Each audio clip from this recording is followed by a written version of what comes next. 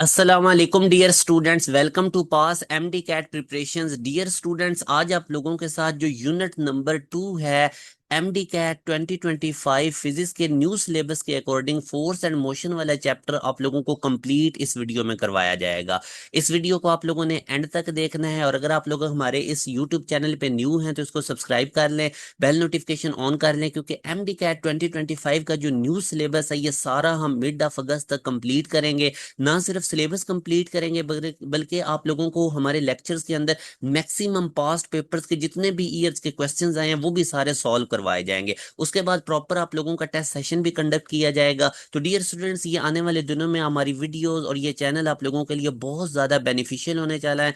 Make sure करें कि खुद भी इसको सब्सक्राइब कर लें और अपने दोस्तों से भी आप लोगों ने इसको करवा लेना है।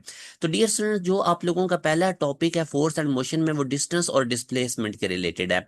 याद रखें, मोशन के अंदर ये इम्पॉसिबल है कि हमारे पास डिस्टेंस तो जीरो हो मगर जो डिस्प्लेसमेंट है डियर स्टूडेंट्स वो नॉन जीरो हो। ठीक है, जब डिस्टेंस जीरो होगा तो डेफिनेटली डिस्प्लेसमेंट भी हमारे पास जीरो होगा। कोई भी ऐसा केस नहीं है जिसमें डिस्टेंस जीरो हो और डिस्प्लेसमेंट नॉन जीरो हो। डियर स्टूडेंट्स, ये कंडीशन पॉसिबल है हमारे पास कि डिस्टेंस जीरो हो तो डिस्प्लेसमेंट भी जीरो ही होगा। उसके बाद ये भी पॉसिबल है कि डिस्टेंस हमारे पास नॉन जीरो हो और डिस्प्लेसमेंट हमारे पास जीरो हो। मैं आपको एग्जांपल देता हूँ। एक बच्चा बाजार से कोई चीजें लेने जाता है, अपने घर से निकलता है और यहाँ पे बाजार पे जाता है, इस शॉप पे कोई चीज लेता है, फिर वापस आ जाता है।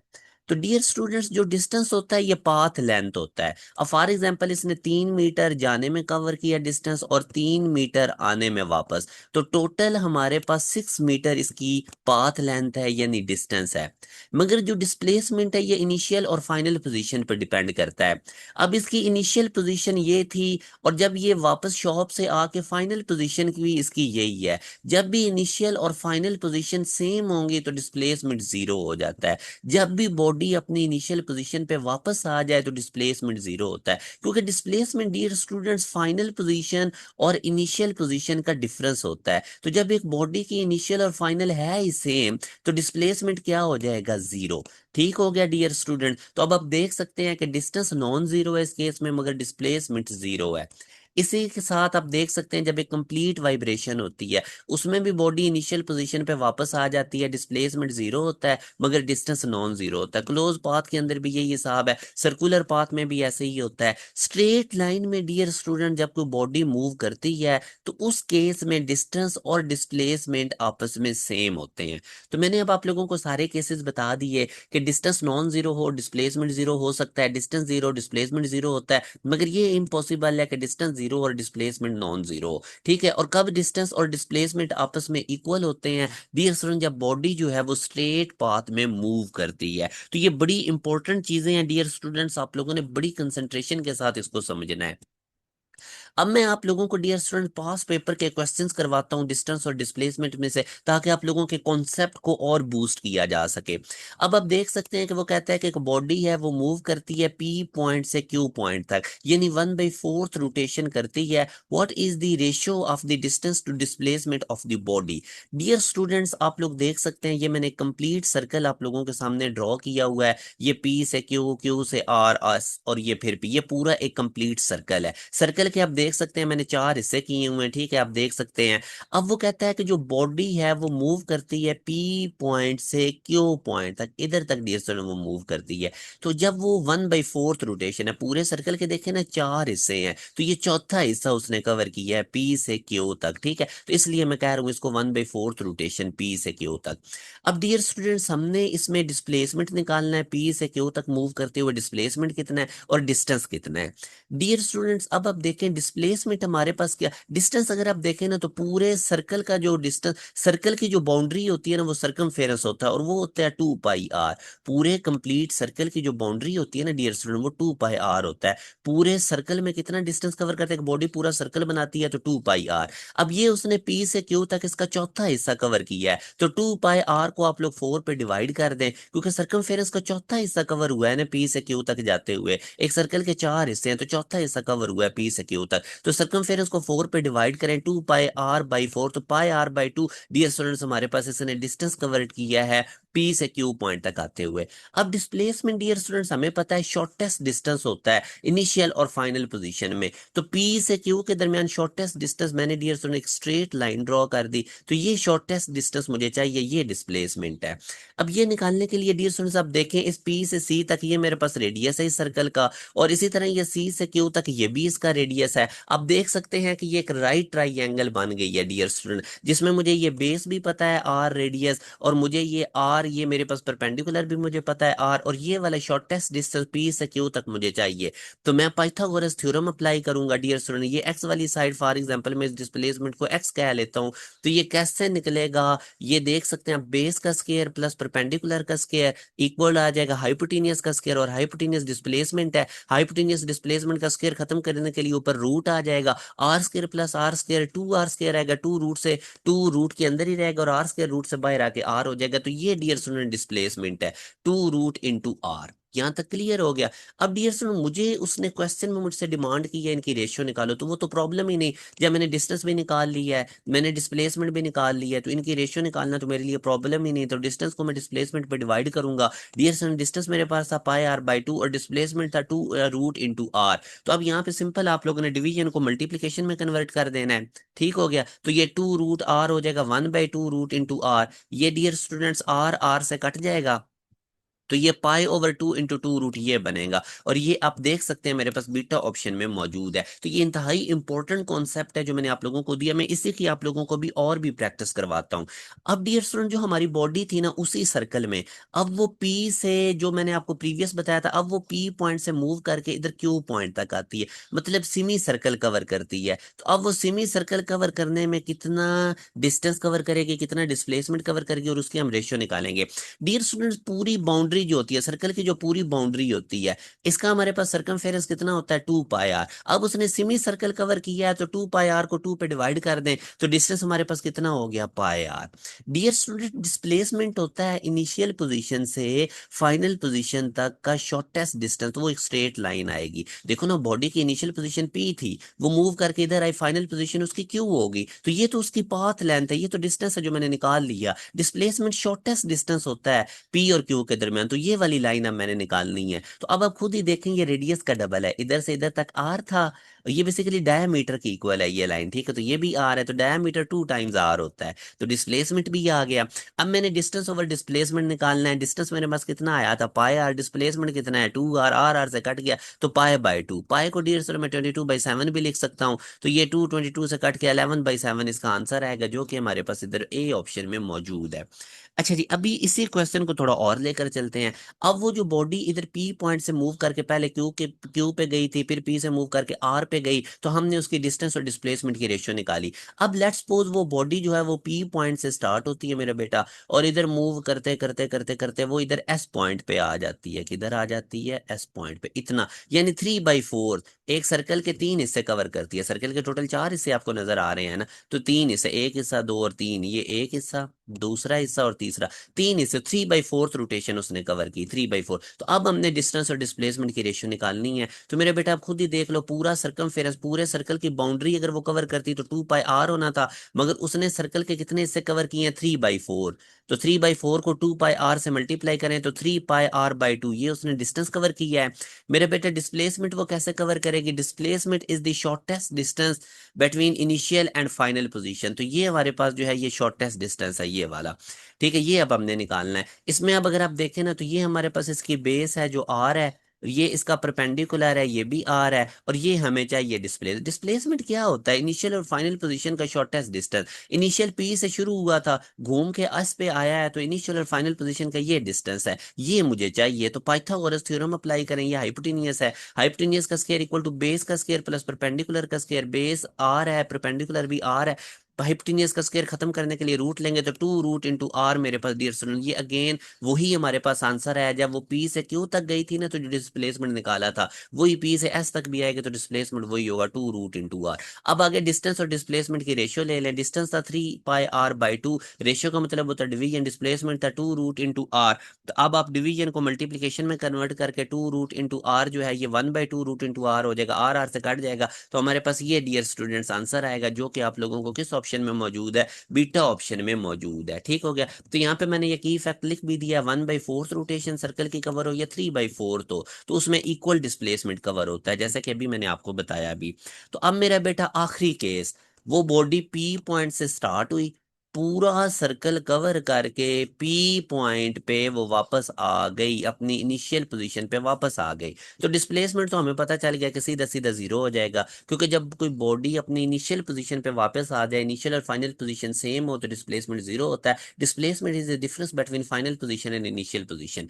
अच्छा, डिस्टेंस अब उसने पूरे सर्कल की बाउंड्री कवर किया तो वो 2πr होगा। तो अब आप देख सकते हैं कि आगे अब हम इनकी रेशियो भी अगर निकालना चाहे तो वो निकाल सकते हैं। ठीक है, तो अब इस केस में आप देख सकते हैं कि डिस्टेंस नॉन जीरो है मगर डिस्प्लेसमेंट जीरो है। ठीक हो गया डियर स्टूडेंट्स। अब इसमें कुछ क्वेश्चंस मैं आपको पास्ट पेपर्स में से करवाता हूँ। जिस तरह ये वो पहला क्वेश्चन कहता है the numerical ratio of displacement to distance. तो डियर स्टूडेंट, डिस्प्लेसमेंट डिस्टेंस के इक्वल तो हो सकता है मगर इससे बड़ा नहीं हो सकता, क्योंकि displacement is shortest distance between two points. ठीक हो गया। अब जब कोई बॉडी स्ट्रेट लाइन में मूव करती है तब डिस्प्लेसमेंट और डिस्टेंस इक्वल होते हैं। तो हमारे पास डिस्प्लेसमेंट और डिस्टेंस जब इक्वल होंगे तो रेशियो 1 होगी, अदरवाइज हमेशा ये लेस देन 1 होगी। डिस्प्लेसमेंट क्योंकि हमेशा डिस्टेंस से छोटा होता है, इसलिए इनकी रेशियो लेस देन 1 होगी। एक केस है जिसमें डिस्प्लेसमेंट डिस्टेंस के इक्वल होता है जब वो स्ट्रेट लाइन में मूव करती है। तो the numerical ratio displacement to distance हमेशा इक्वल टू 1 होगी जब वो स्ट्रेट लाइन में मूव करेंगे, या हमेशा लेस देन 1 होगी। तो less than and equal to 1 is the ratio, numerical ratio of displacement to distance. हाँ, अगर यही वो डिस्टेंस टू डिस्प्लेसमेंट पूछता तो फिर वो ग्रेटर देन इक्वल टू 1 होनी थी, क्योंकि डिस्टेंस हमेशा डिस्प्लेसमेंट से ज्यादा होता है। और 1 कब हो सकती थी, जब बॉडी स्ट्रेट लाइन में मूव करे। आगे वो कहता है डिस्प्लेसमेंट अगर पार्टिकल का जीरो है तो क्या डिस्टेंस कवर्ड भी जीरो होगा। तो डियर स्टूडेंट, मैंने आपको बताया था कि अगर डिस्प्लेसमेंट जीरो है तो जो डिस्टेंस है वो जीरो हो भी सकता है और नहीं भी हो सकता। अब डिस्प्लेसमेंट जीरो है, या तो ये बॉडी है ही रेस्ट पे, तो इस केस में डिस्प्लेसमेंट भी जीरो है, डिस्टेंस भी जीरो है। ठीक है।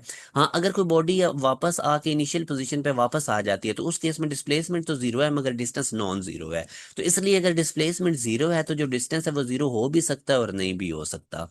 अब ये क्वेश्चन है, इसमें वो कहता है कि एक एथलीट है, वो कंप्लीट करता है 1 round of a circular track of radius R in 40 second. आप समझें चीज को, वो एक पूरा सर्कुलर ट्रैक है, कोई एक एथलीट भाग के वो पूरा सर्कल का सर्कुलर ट्रैक यानी पूरा सर्कल बनाता है 40 सेकेंड में। What will be his displacement at the end of 2 minutes and 20 second. तो पहले तो आप देखें ना, 2 मिनट और 20 सेकेंड में टोटल सेकंड्स कितने हैं, क्योंकि ये तो आपको पता है कि 40 सेकेंड में एक सर्कल वो बनाता है। तो 2 मिनट में होते हैं 120 सेकंड, और ये वाले भी 20 ऐड करें तो टोटल सेकंड्स कितने हो जाएंगे, 140। तो टोटल सेकंड्स हमारे पास कितने हो गए, 140। अब 40 सेकंड्स में एक सर्कल बनता है अगर, तो 140 सेकंड में कितने सर्कल बनेंगे। देखो, एक फुट पहले 40 सेकंड में एक सर्कल बन गया, दूसरे 40 सेकंड में दूसरा सर्कल बन गया, तीसरे 40 सेकंड में वो तीसरा सर्कुलर ट्रैक कवर करेगा। तो 120 सेकंड में तो वो 3 सर्कुलर ट्रैक बना लेगा, अपनी इनिशियल पोजीशन पे आ जाएगा। जबकि जब वो चौथा सर्कुलर ट्रैक बना रहा होगा तो उसके पास 20 सेकंड और होंगे, तो वो सिमी सर्कल बनाएगा। वो कितना बनाएगा, सिमी सर्कल। ठीक है। जब वो सिमी सर्कल बनाएगा तो उसकी इनिशियल और फाइनल पोजीशन के दरमियान हमने फाइनल डिस्प्लेसमेंट देखना है, तो वो तो उसके डायमीटर के इक्वल आएगा, और जो डायमीटर है वो रेडियस का डबल होता है, तो यूं 2r आएगा। अब इसी क्वेश्चन में आप दोबारा देखें, 40 सेकंड में वो एक सर्कल बनाता है, 2 मिनट और 20 सेकंड में उसका डिस्प्लेसमेंट कितना होगा। तो यहां से अब आप देखो ना, जब 2 मिनट और 20 सेकंड में 140 सेकंड हैं, तो पहले 40 सेकंड में एक सर्कल कंप्लीट हो जाएगा, दूसरे 40 सेकंड में यानी 80 सेकंड में भी वो इधर ही इनिशियल पोजीशन पे पहुंचा होगा, नेक्स्ट 40 सेकंड मतलब 120 सेकंड बाद भी वो इनिशियल पोजीशन पे पहुंचा होगा, पीछे 140 से तो 20 बचे, 120 सेकंड बाद तो वो अपनी इनिशियल पोजीशन पे पहुंचा होगा, नेक्स्ट 20 सेकंड में वो यहाँ पे पहुंचेगा, सेमी सर्कल कवर करेगा। और ये बेसिकली अगर आप देखें तो डायमीटर के इक्वल है, क्योंकि इनिशियल और फाइनल पोजीशन के दरमियान शॉर्टेस्ट डिस्टेंस डिस्प्लेसमेंट होता है, और वो डायमीटर के इक्वल और डायमीटर रेडियस का डबल होता है, तो 2r उसका डिस्प्लेसमेंट होगा। आई होप डियर स्टूडेंट्स आप लोगों को ये वाला जो कॉन्सेप्ट है वो बहुत अच्छे तरीके से इसकी समझ आ गई है, इसमें अब कोई भी कंफ्यूजन नहीं होनी चाहिए। अच्छा बेटा, अब नेक्स्ट वेलोसिटी वाला टॉपिक है वो मैं अब आपको बताता हूँ। मेरा बेटा वेलोसिटी क्या होता है? बेसिकली हमारे पास अगर कोई बॉडी यूनिफॉर्म यानी कांस्टेंट वेलोसिटी से मूव कर रही है, इक्वल इंटरवल ऑफ टाइम में इक्वल डिस्प्लेसमेंट कवर कर रही है, ठीक है, तो अगर कोई बॉडी यूनिफॉर्म वेलोसिटी से मूव कर रही है तो उसकी एवरेज वेलोसिटी और इंस्टेंटेनियस वेलोसिटी आपस में इक्वल होंगी। एवरेज वेलोसिटी होती है टोटल डिस्प्लेसमेंट को टोटल टाइम पे डिवाइड करके आती है, और इंस्टेंटेनियस वेलोसिटी होती है किसी स्पेसिफिक इंटरवल में आप जो डिस्प्लेसमेंट सेलेक्ट करते हैं उसको टाइम पे डिवाइड करके, ठीक है। तो ये दोनों आपस में इक्वल होंगे जब बॉडी कांस्टेंट वेलोसिटी से मूव करेगी। इसके बाद बेटा याद रखें, अगर कोई बॉडी वेरिएबल वेलोसिटी से मूव करती है, ठीक है, मगर उसकी जो स्पीड है वो यूनिफॉर्म, ठीक है, तो वो सर्कुलर मोशन का ऐसा केस होता है कि इसमें अब बॉडी की वेलोसिटी जो है वो वेरिएबल होती है मगर उसकी जो स्पीड है वो कांस्टेंट होती है। अब सर्कुलर पाथ में अगर आप देखें ना, इस जगह पे जब फॉर एग्जांपल अब बॉडी सर्कल में मूव कर रही है 10 मीटर पर सेकंड से, तो अब पूरे सर्कल में जो इसकी स्पीड है वो 10 मीटर पर सेकंड ही रहेगी, मगर हर पॉइंट पे इसकी वेलोसिटी की डायरेक्शन चेंज हो रही है। इस जगह पे आप देखें इसकी वेलोसिटी टेंजेंट के अलॉन्ग है, इस जगह पे देखें वेलोसिटी का टेंजेंट इधर को आ गया, इस जगह पे जब वेलोसिटी की डायरेक्शन देखनी है तो नीचे को टेंजेंट आ जाएगा। जब बॉडी सर्कुलर पाथ में मूव कर रही होती है तो उसकी जो वेलोसिटी होती है उसकी डायरेक्शन टेंजेंट के अलॉन्ग होती है, तो हर पॉइंट पे टेंजेंट की डायरेक्शन चेंज हो रही है, मतलब वेलोसिटी की डायरेक्शन चेंज हो रही है मगर स्पीड कांस्टेंट रहती है, तो इसको हम कहते हैं यूसीएम, यूनिफॉर्म सर्कुलर मोशन, जिसमें बॉडी कांस्टेंट स्पीड से तो मूव कर रही है मगर उसकी वेलोसिटी की डायरेक्शन हर में चेंज हो रही है। अच्छा, ये पॉसिबल नहीं है कि बॉडी की कांस्टेंट वेलोसिटी हो मगर स्पीड वेरिएबल हो, क्योंकि वेलोसिटी उसी वक्त कांस्टेंट रहेगी जब स्पीड भी कांस्टेंट हो और डायरेक्शन भी चेंज ना हो। तो ये मेरा बेटा आप लोगों ने छोटे छोटे पॉइंट्स याद रखने हैं। अब मैं नेक्स्ट आपको बड़ी इंपॉर्टेंट चीजें बताता हूँ। अब ये वाला क्वेश्चन अगर आप देखें ना, जिसमें वो कह रहा है कि एक पर्सन मूव करता है लाहौर टू इस्लामाबाद 60 किलोमीटर से और फिर वापस आ जाता है इस्लामाबाद से लाहौर 40 किलोमीटर पर आवर की स्पीड से, तो एवरेज स्पीड निकालनी है। तो अब ये वाला क्वेश्चन 90% बच्चे ऐसे ही करेंगे, वो कहेंगे जी एवरेज स्पीड है, दोनों स्पीड गिवन है, 40 एक है और दूसरी स्पीड 60 है, 40 प्लस 60 करके दो पे डिवाइड करेंगे और वो करेंगे कि जी इसका 50 आंसर है, और 50 आंसर तो हमारे पास ऑप्शन भी मौजूद है। ये डियर स्टूडेंट्स रॉन्ग तरीका है, इस तरह नहीं करना। अब मैं आपको कुछ तरीके बता रहा हूँ, इसको आप फॉलो करें ये वाले पॉइंट। अगर तो डिस्टेंस कवर्ड सेम है ना बॉडी का, जैसे अब इस केस में लाहौर से इस्लामाबाद जाए और इस्लामाबाद से लाहौर में आए, तो दोनों केसेस में आने जाने का डिस्टेंस कवर्ड सेम है, तो उस वक्त एवरेज स्पीड का ये वाला फार्मूला होता है 2v1 v2 over v1 plus v2। v1 पहली स्पीड है, v2 दूसरी स्पीड है। जैसे लाहौर से इस्लामाबाद जाने की स्पीड 60 है तो वापस आने की 40 है, v1 60 है, v2 40 है। और अगर हमारे पास टाइम कवर्ड सेम हो, अब इस तरह के क्वेश्चन में वो ये वाला वर्ड यूज करता है कि फर्स्ट हाफ जर्नी का इतना टाइम है, सेकंड हाफ जर्नी का इतना टाइम है। तो अगर टाइम कवर्ड होगा तो सेम होगा, तो फिर स्पीड ऐसे निकलेगी average v1 plus v2 over 2। इसी तरह डियर स्टूडेंट्स, अगर स्पीड हमारे पास सेम है तो उस वक्त एवरेज स्पीड और इंस्टेंटेनियस स्पीड इक्वल होंगी। जैसे मैं भी आपको बताया कि अगर कांस्टेंट या यूनिफॉर्म स्पीड से बॉडी मूव कर रही है तो एवरेज और इंस्टेंटेनियस इक्वल होंगी। और जनरल केस हमारे पास एवरेज स्पीड निकालने का ये होता है टोटल डिस्टेंस को टोटल टाइम पे डिवाइड कर दें, ठीक है। तो ये केसेस याद रखें। अब इसमें आप देखें ना, एक पर्सन है वो लाहौर से इस्लामाबाद गया 60 किलोमीटर पर आवर से, इस्लामाबाद से लाहौर वापस आया 40 किलोमीटर पर आवर से। तो इस क्वेश्चन के अंदर ये पहला केस है, क्योंकि डिस्टेंस कवर्ड सेम है, लाहौर से इस्लामाबाद जाने में जितना डिस्टेंस है उतने ही इस्लामाबाद से लाहौर वापस आने का डिस्टेंस है। तो डिस्टेंस कवर्ड सेम होगा तो स्पीड इस फार्मूला से एवरेज स्पीड निकलेगी। तो अब ये वाला फार्मूला मैं इधर डियर स्टूडेंट्स अप्लाई कर रहा हूँ, 2v1 v2 over v1 plus v2। v1 की जगह पे 60, v2 की जगह पे 40 और नीचे v1 प्लस v2 किया हमने। तो इसको जब हम सॉल्व करेंगे डियर स्टूडेंट, तो एवरेज स्पीड हमारे पास आप देख सकते हैं कैलकुलेशंस करने के बाद 48 किलोमीटर पर आवर आए। सिंपल, बस आपको पता होना चाहिए फार्मूला कौन सा अप्लाई करना है एवरेज स्पीड का, वो मैंने प्रीवियस स्लाइड में बता दिया। अब इसी क्वेश्चन में मैं अगर आपसे पूछूं एवरेज वेलोसिटी कितनी है, अगर वो एवरेज स्पीड की जगह एवरेज वेलोसिटी पूछता, तो अब आप देखें एवरेज वेलोसिटी के लिए टोटल डिस्प्लेसमेंट ओवर टाइम होना था और बॉडी जो है वो अपनी इनिशियल पोजीशन पे वापस आ गई है, तो एवरेज वेलोसिटी फिर हमारे पास कितनी होनी थी? 0, ठीक है।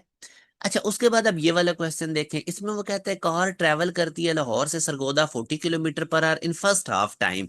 अब देखो ना, पूरी जर्नी का फर्स्ट हाफ टाइम की भी स्पीड दे दी, एंड सरगोदा टू इस्लामाबाद जाती है 60 किलोमीटर पर आवर से नेक्स्ट हाफ टाइम।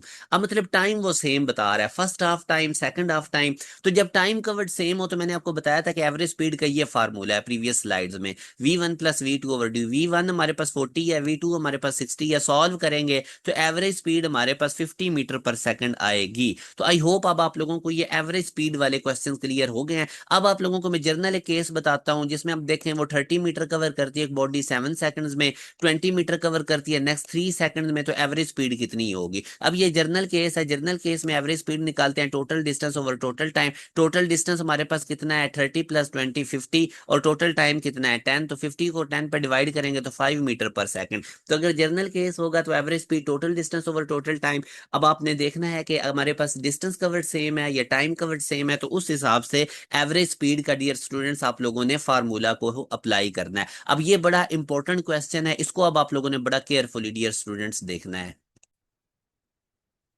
अब बेटा इस क्वेश्चन में अगर आप देखते हैं ना, तो वो कहता है कि एक ट्रेन है, उसकी लेंथ टोटल कितनी है 150 मीटर। तो ये ट्रेन आप देख सकते हैं ईस्ट की तरफ मूव कर रही है 10 मीटर पर सेकंड की स्पीड के साथ, और इसकी टोटल लेंथ कितनी है 150 मीटर।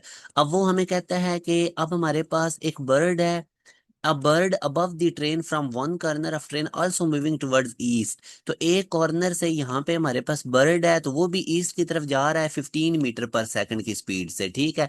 तो वो कहता है कि what is the time required by the bird to cross the train. तो इस पूरी ट्रेन को क्रॉस करने में इस बर्ड को कितना टाइम लगेगा, तो ये टी हमने निकालना है। बेटा एक चीज तो याद रखो कि ये जो बर्ड है ये ट्रेन को उसी सूरत में क्रॉस कर सकता है जब जो बर्ड की स्पीड है वो ट्रेन की स्पीड से ज्यादा हो। अब जहां दोनों ईस्ट की तरफ ही रहे, ट्रेन 10 मीटर पर सेकंड से और जो बर्ड है वो 15 मीटर पर सेकंड से, तो बर्ड की स्पीड आप देख सकते हैं ट्रेन से ज्यादा, इसलिए इसको क्रॉस कर जाएगा। अब इसको कितना टाइम लगेगा वो टी हमने निकालना है। यहाँ पे बेटा अब आपको पता है S equal to V T होता है, तो टी अगर मैं निकालूं तो वो मेरे पास एस बाई वी आ जाएगा। मगर जब दो चीजों की वेलोसिटी का जिक्र है तो फिर हम रिलेटिव वेलोसिटी को लेते हैं। कौन सी वेलोसिटी को लेते हैं?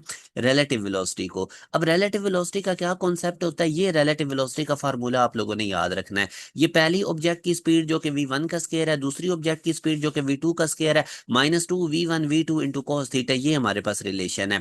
जब दो चीजें सेम डायरेक्शन में मूव कर रही होंगी तो थीटा हमारे पास 0 होगा, इधर कॉस 0 1 हो जाएगा, तो -2 v1 v2 ये बनेगा, जो कि v1 - v2 होल स्केयर आएगा, रूट से कट के स्केयर, तो v1 - v2। सिंपल याद रखें, जब दो चीजें सेम डायरेक्शन में जा रही हैं तो रिलेटिव वेलोसिटी कैसे निकालेंगे, उनकी वेलोसिटीज को सब्ट्रैक्ट कर देंगे। और वही जब दो ऑब्जेक्ट्स अपोजिट डायरेक्शन में जाएं, यानी एक ही स्पीड इधर हो v1 और दूसरी बिल्कुल उसके अपोजिट हो इस तरफ v2, तो उस केस में हम क्या कम करते हैं, इन दोनों के दरमियान का एंगल जो है वो 180 डिग्री होगा। इधर cos 180 पुट करोगे तो cos 180 -1 हो तो वो माइनस माइनस प्लस हो जाएगा, तो ये v1 square plus v2 square plus 2v1 v2 बनेगा, जो कि v1 + v2 होल स्केयर बनेगा स्केयर रूट से कट के, तो सिंपल v1 + v2 आएगा। अब यहां से आपने क्या याद रखना है, जब दो बॉडीज अपोजिट डायरेक्शन में मूव करेंगी तो उनकी वेलोसिटीज ऐड हो जाएंगी। इसी तरह जब दो बॉडीज परपेंडिकुलर मूव करें 90 डिग्री के एंगल पे, तो थीटा 90 डिग्री होगा, cos 90 0, ये सारी टर्म खत्म हो जाएगी, तो v1 square plus v2 square root आ जाएगा। तो ये तीन केसेस अपने रिलेटिव वेलोसिटी के याद रखने हैं। अगर दो ऑब्जेक्ट्स अपोजिट डायरेक्शन में जा रही हैं तो उनकी रिलेटिव वेलोसिटी कैसे होगी, सिंपल सब्ट्रैक्ट करने से आएगी। अगर दो बॉडीज सेम डायरेक्शन में जा रही हैं तो उनकी रिलेटिव वेलोसिटी कैसे आएगी, सब्ट्रैक्ट करने से आएगी। दो बॉडीज डिफरेंट डायरेक्शन में जा रही हैं तो उनकी वेलोसिटी सिंपल ऐड कर देंगे। और अगर दो बॉडीज 90 डिग्री के एंगल पे मूव कर रही हैं तो फिर उनकी रिलेटिव वेलोसिटी इस तरह से निकलेगी। अब इस केस में आप देख सकते हैं बर्ड भी ईस्ट की तरफ जा रहा है, ट्रेन भी ईस्ट की तरफ जा रही है, तो दोनों की वेलोसिटी सेम डायरेक्शन में है। तो सेम डायरेक्शन के लिए रिलेटिव वेलोसिटी v1 - v2 करते हैं। v1 आपके पास बड़ी वेलोसिटी है, v2 छोटी है, तो रिलेटिव वेलोसिटी दोनों की 15 - 10 यानी कि 5 आ जाएगी। अब डियर स्टूडेंट इस क्वेश्चन को अगर मैं सॉल्व करता हूं तो सबसे पहले मैं रिलेटिव वेलोसिटी निकालूंगा, तो वो रिलेटिव वेलोसिटी बर्ड की 15 और ट्रेन की 10, तो मेरे पास 5 आ गया।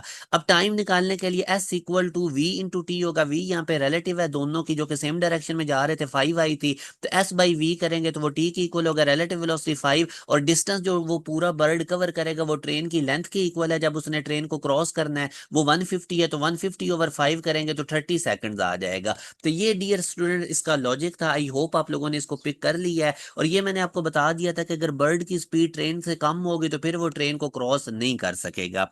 अब यही वाले क्वेश्चन को थोड़ा सा मैं ट्विस्ट कर देता हूं। अब जो ट्रेन है वो तो उसी तरह 10 मीटर पर सेकंड से ईस्ट की तरफ जा रही है, मगर जो बर्ड है वो ट्रेन के एक कॉर्नर से अब वेस्ट की तरफ जा रहा है। मतलब ये कि अब जो बर्ड है वो ट्रेन के अपोजिट जा रहा है, ट्रेन ईस्ट की तरफ जा रही है, बर्ड किधर जा रहा है, वेस्ट की तरफ।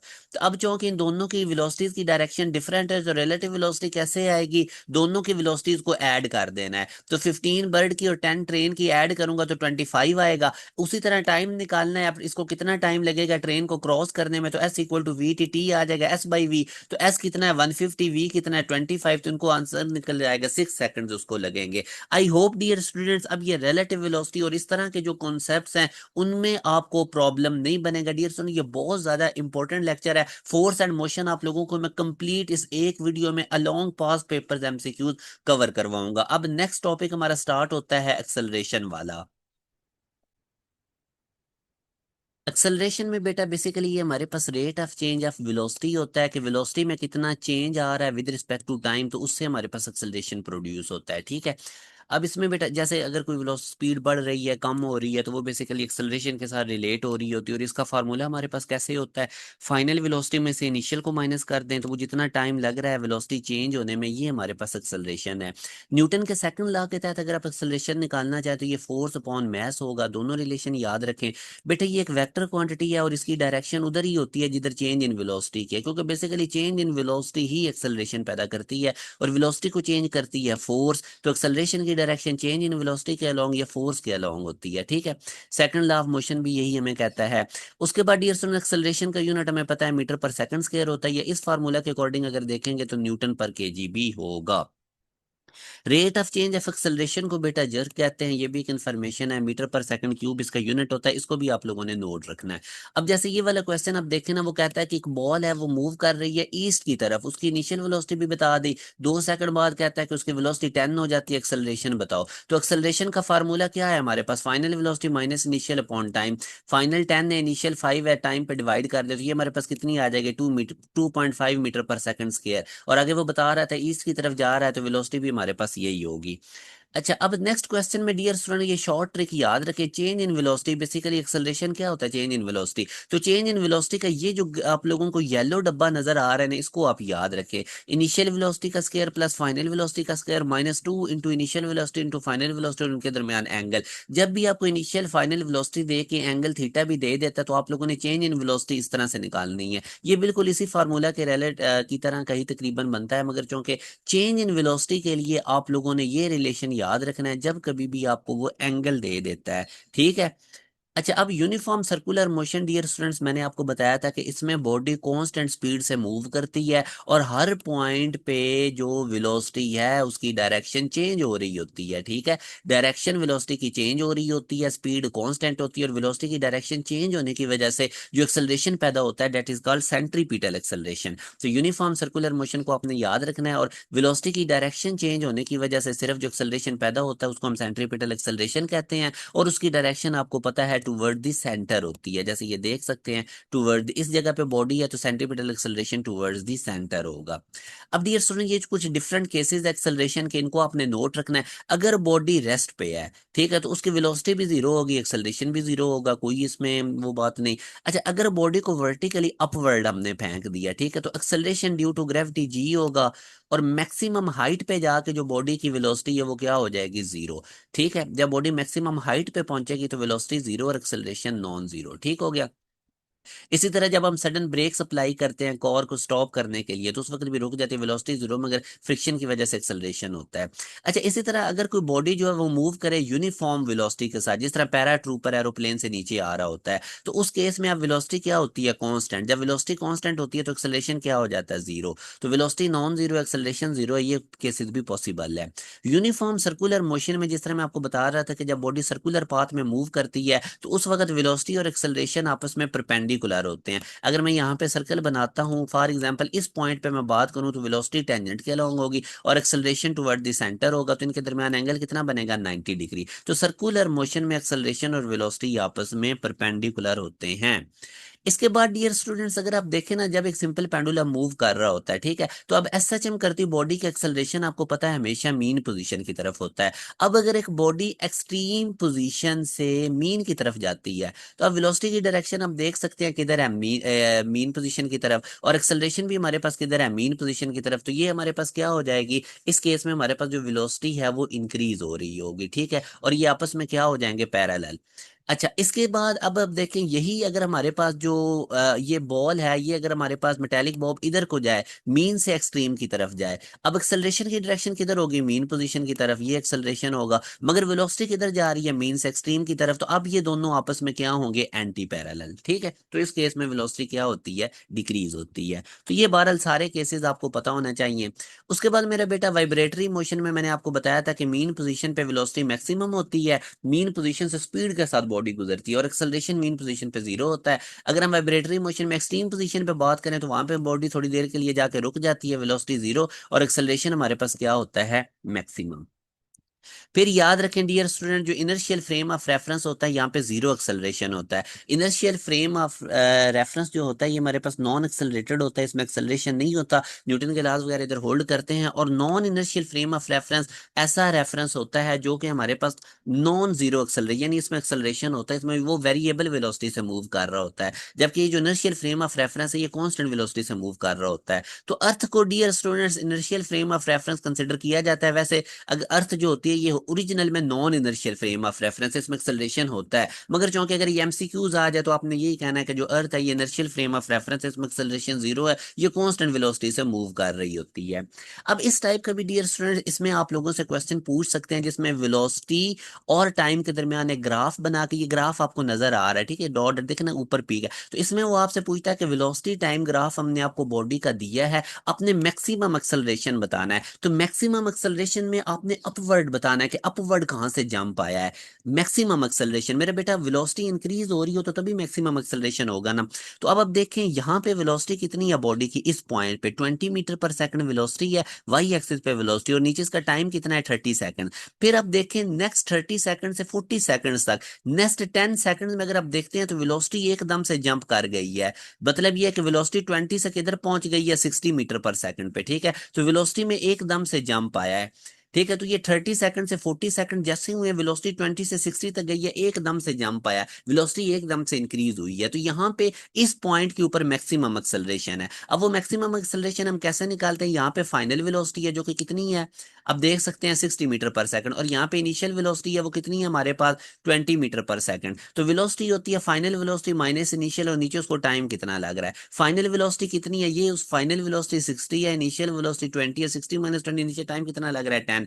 तो आप 40/10 करेंगे तो 4 metre per second square maximum acceleration produce हुआ है। जहां पे अब्रप्टली मैक्सिमम वेलोसिटी का चेंज आया है ना, वहां पे मैक्सिमम एक्सेलरेशन होता है, और ये पॉजिटिव पीक में देखते हैं, डाउनवर्ड में नहीं देखते। उसने मैक्सिमम एक्सेलरेशन का, मैक्सिमम एक्सेलरेशन ऊपर को जाते हुए। ठीक है, तो आई होप डियर स्टूडेंट्स ये वाला क्वेश्चन भी मैंने आपको वीटी ग्राफ में से बताया, ग्राफ में से इस तरह के आप लोगों के क्वेश्चन आ सकते हैं। बाकी बिल्कुल सिंपल से ग्राफ वाले कॉन्सेप्ट्स हैं, लाइक अगर हमारे पास डिस्प्लेसमेंट और टाइम का अगर ग्राफ बना हुआ है और एक हॉरिजॉन्टल लाइन है, अब इसका मतलब है आपका डिस्प्लेसमेंट ही नहीं चेंज हो रहा है, हॉरिजॉन्टल लाइन है, तो वेलोसिटी क्या हो जाएगी? जीरो। और इसी तरह अगर आप लोगों के पास इस तरह से ग्राफ बना हुआ है तो इसमें क्या हो जाएगा? इक्वल इंटरवल ऑफ टाइम में इक्वल डिस्प्लेसमेंट कवर हो रहा है, तो वेलोसिटी कांस्टेंट है। यही काम आपने वीटी ग्राफ में भी कर सकते हैं। वीटी ग्राफ के अंदर आप लोगों की अगर वेलोसिटी कांस्टेंट है तो इसका मतलब है कि एक्सेलरेशन जीरो है, चेंज इन वेलोसिटी हमारे पास एक्सेलरेशन होता है। और अगर इस तरह से आप लोगों के पास एक स्ट्रेट लाइन आ रही है तो इसका मतलब है यूनिफॉर्म एक्सेलरेशन है, इक्वल इंटरवल ऑफ टाइम में इक्वल वेलोसिटी चेंज हो रही है। अब डियर स्टूडेंट्स आप एक और चीज भी याद रखें कि वेलोसिटी टाइम ग्राफ की अगर मैं बात करूं तो वेलोसिटी टाइम ग्राफ का जो एरिया होता है ना, ग्राफ के अंडर एरिया, ठीक है, वो हमें बताता है डिस्टेंस के बारे में। वीटी ग्राफ का एरिया, ग्राफ के अंडर एरिया डिस्टेंस बताता है। और वीटी ग्राफ की जो स्लोप होती है, ये स्लोप स्लोप होती है वर्टिकल साइड पे, जो क्वांटिटी है उसको हॉरिजॉन्टल क्वांटिटी से डिवाइड कर दें तो v/t करेंगे तो एक्सेलरेशन। तो वी टी ग्राफ के अंदर जो एरिया अंडर करा हुआ है वो हमें डिस्टेंस बताता है, और वी टी ग्राफ के अंदर जो हमारे पास स्लोप है वो हमें क्या बता रहा है? एक्सेलरेशन। तो ये दो चीजें बस याद रखें, बाकी इस टाइप के ग्राफ में से क्वेश्चंस आते हैं, इनमें कोई ऐसा सच नहीं। अब ये कुछ और फर्दर प्रैक्टिस के लिए क्वेश्चंस हैं, इनको भी आप देखें। वो कहता है कि एक ऑब्जेक्ट है वो वर्टिकली अपवर्ड जा रही है, सच दैट उसका एक्सेलरेशन ऊपर जाते हुए -9.8 मीटर पर सेकंड स्क्वायर है, और नीचे आते हुए +9.8 मीटर पर सेकंड स्क्वायर है। तो एंगल ए और ए प्राइम में कितना होगा? ऊपर जाते हुए एक्सेलरेशन ए है, नीचे आते हुए ए प्राइम है। डियर स्टूडेंट्स ये जो एक्सेलरेशन नेगेटिव है ना, ये सिर्फ वेलोसिटी को इंक्रीज डिक्रीज बता रहा है। ऊपर जाते हुए वेलोसिटी वेलोसिटी डिक्रीज होती है ना, इसलिए नेगेटिव एक्सेलरेशन के साथ। नीचे आते हुए वेलोसिटी इंक्रीज होती है, इसलिए पॉजिटिव है। अदरवाइज जो एक्सेलरेशन है, बॉडी चाहे अपवर्ड जा रही हो, बॉडी चाहे डाउनवर्ड आ रही हो, एक्सेलरेशन ग्रेविटी की वजह से हमेशा डाउनवर्ड रहता है।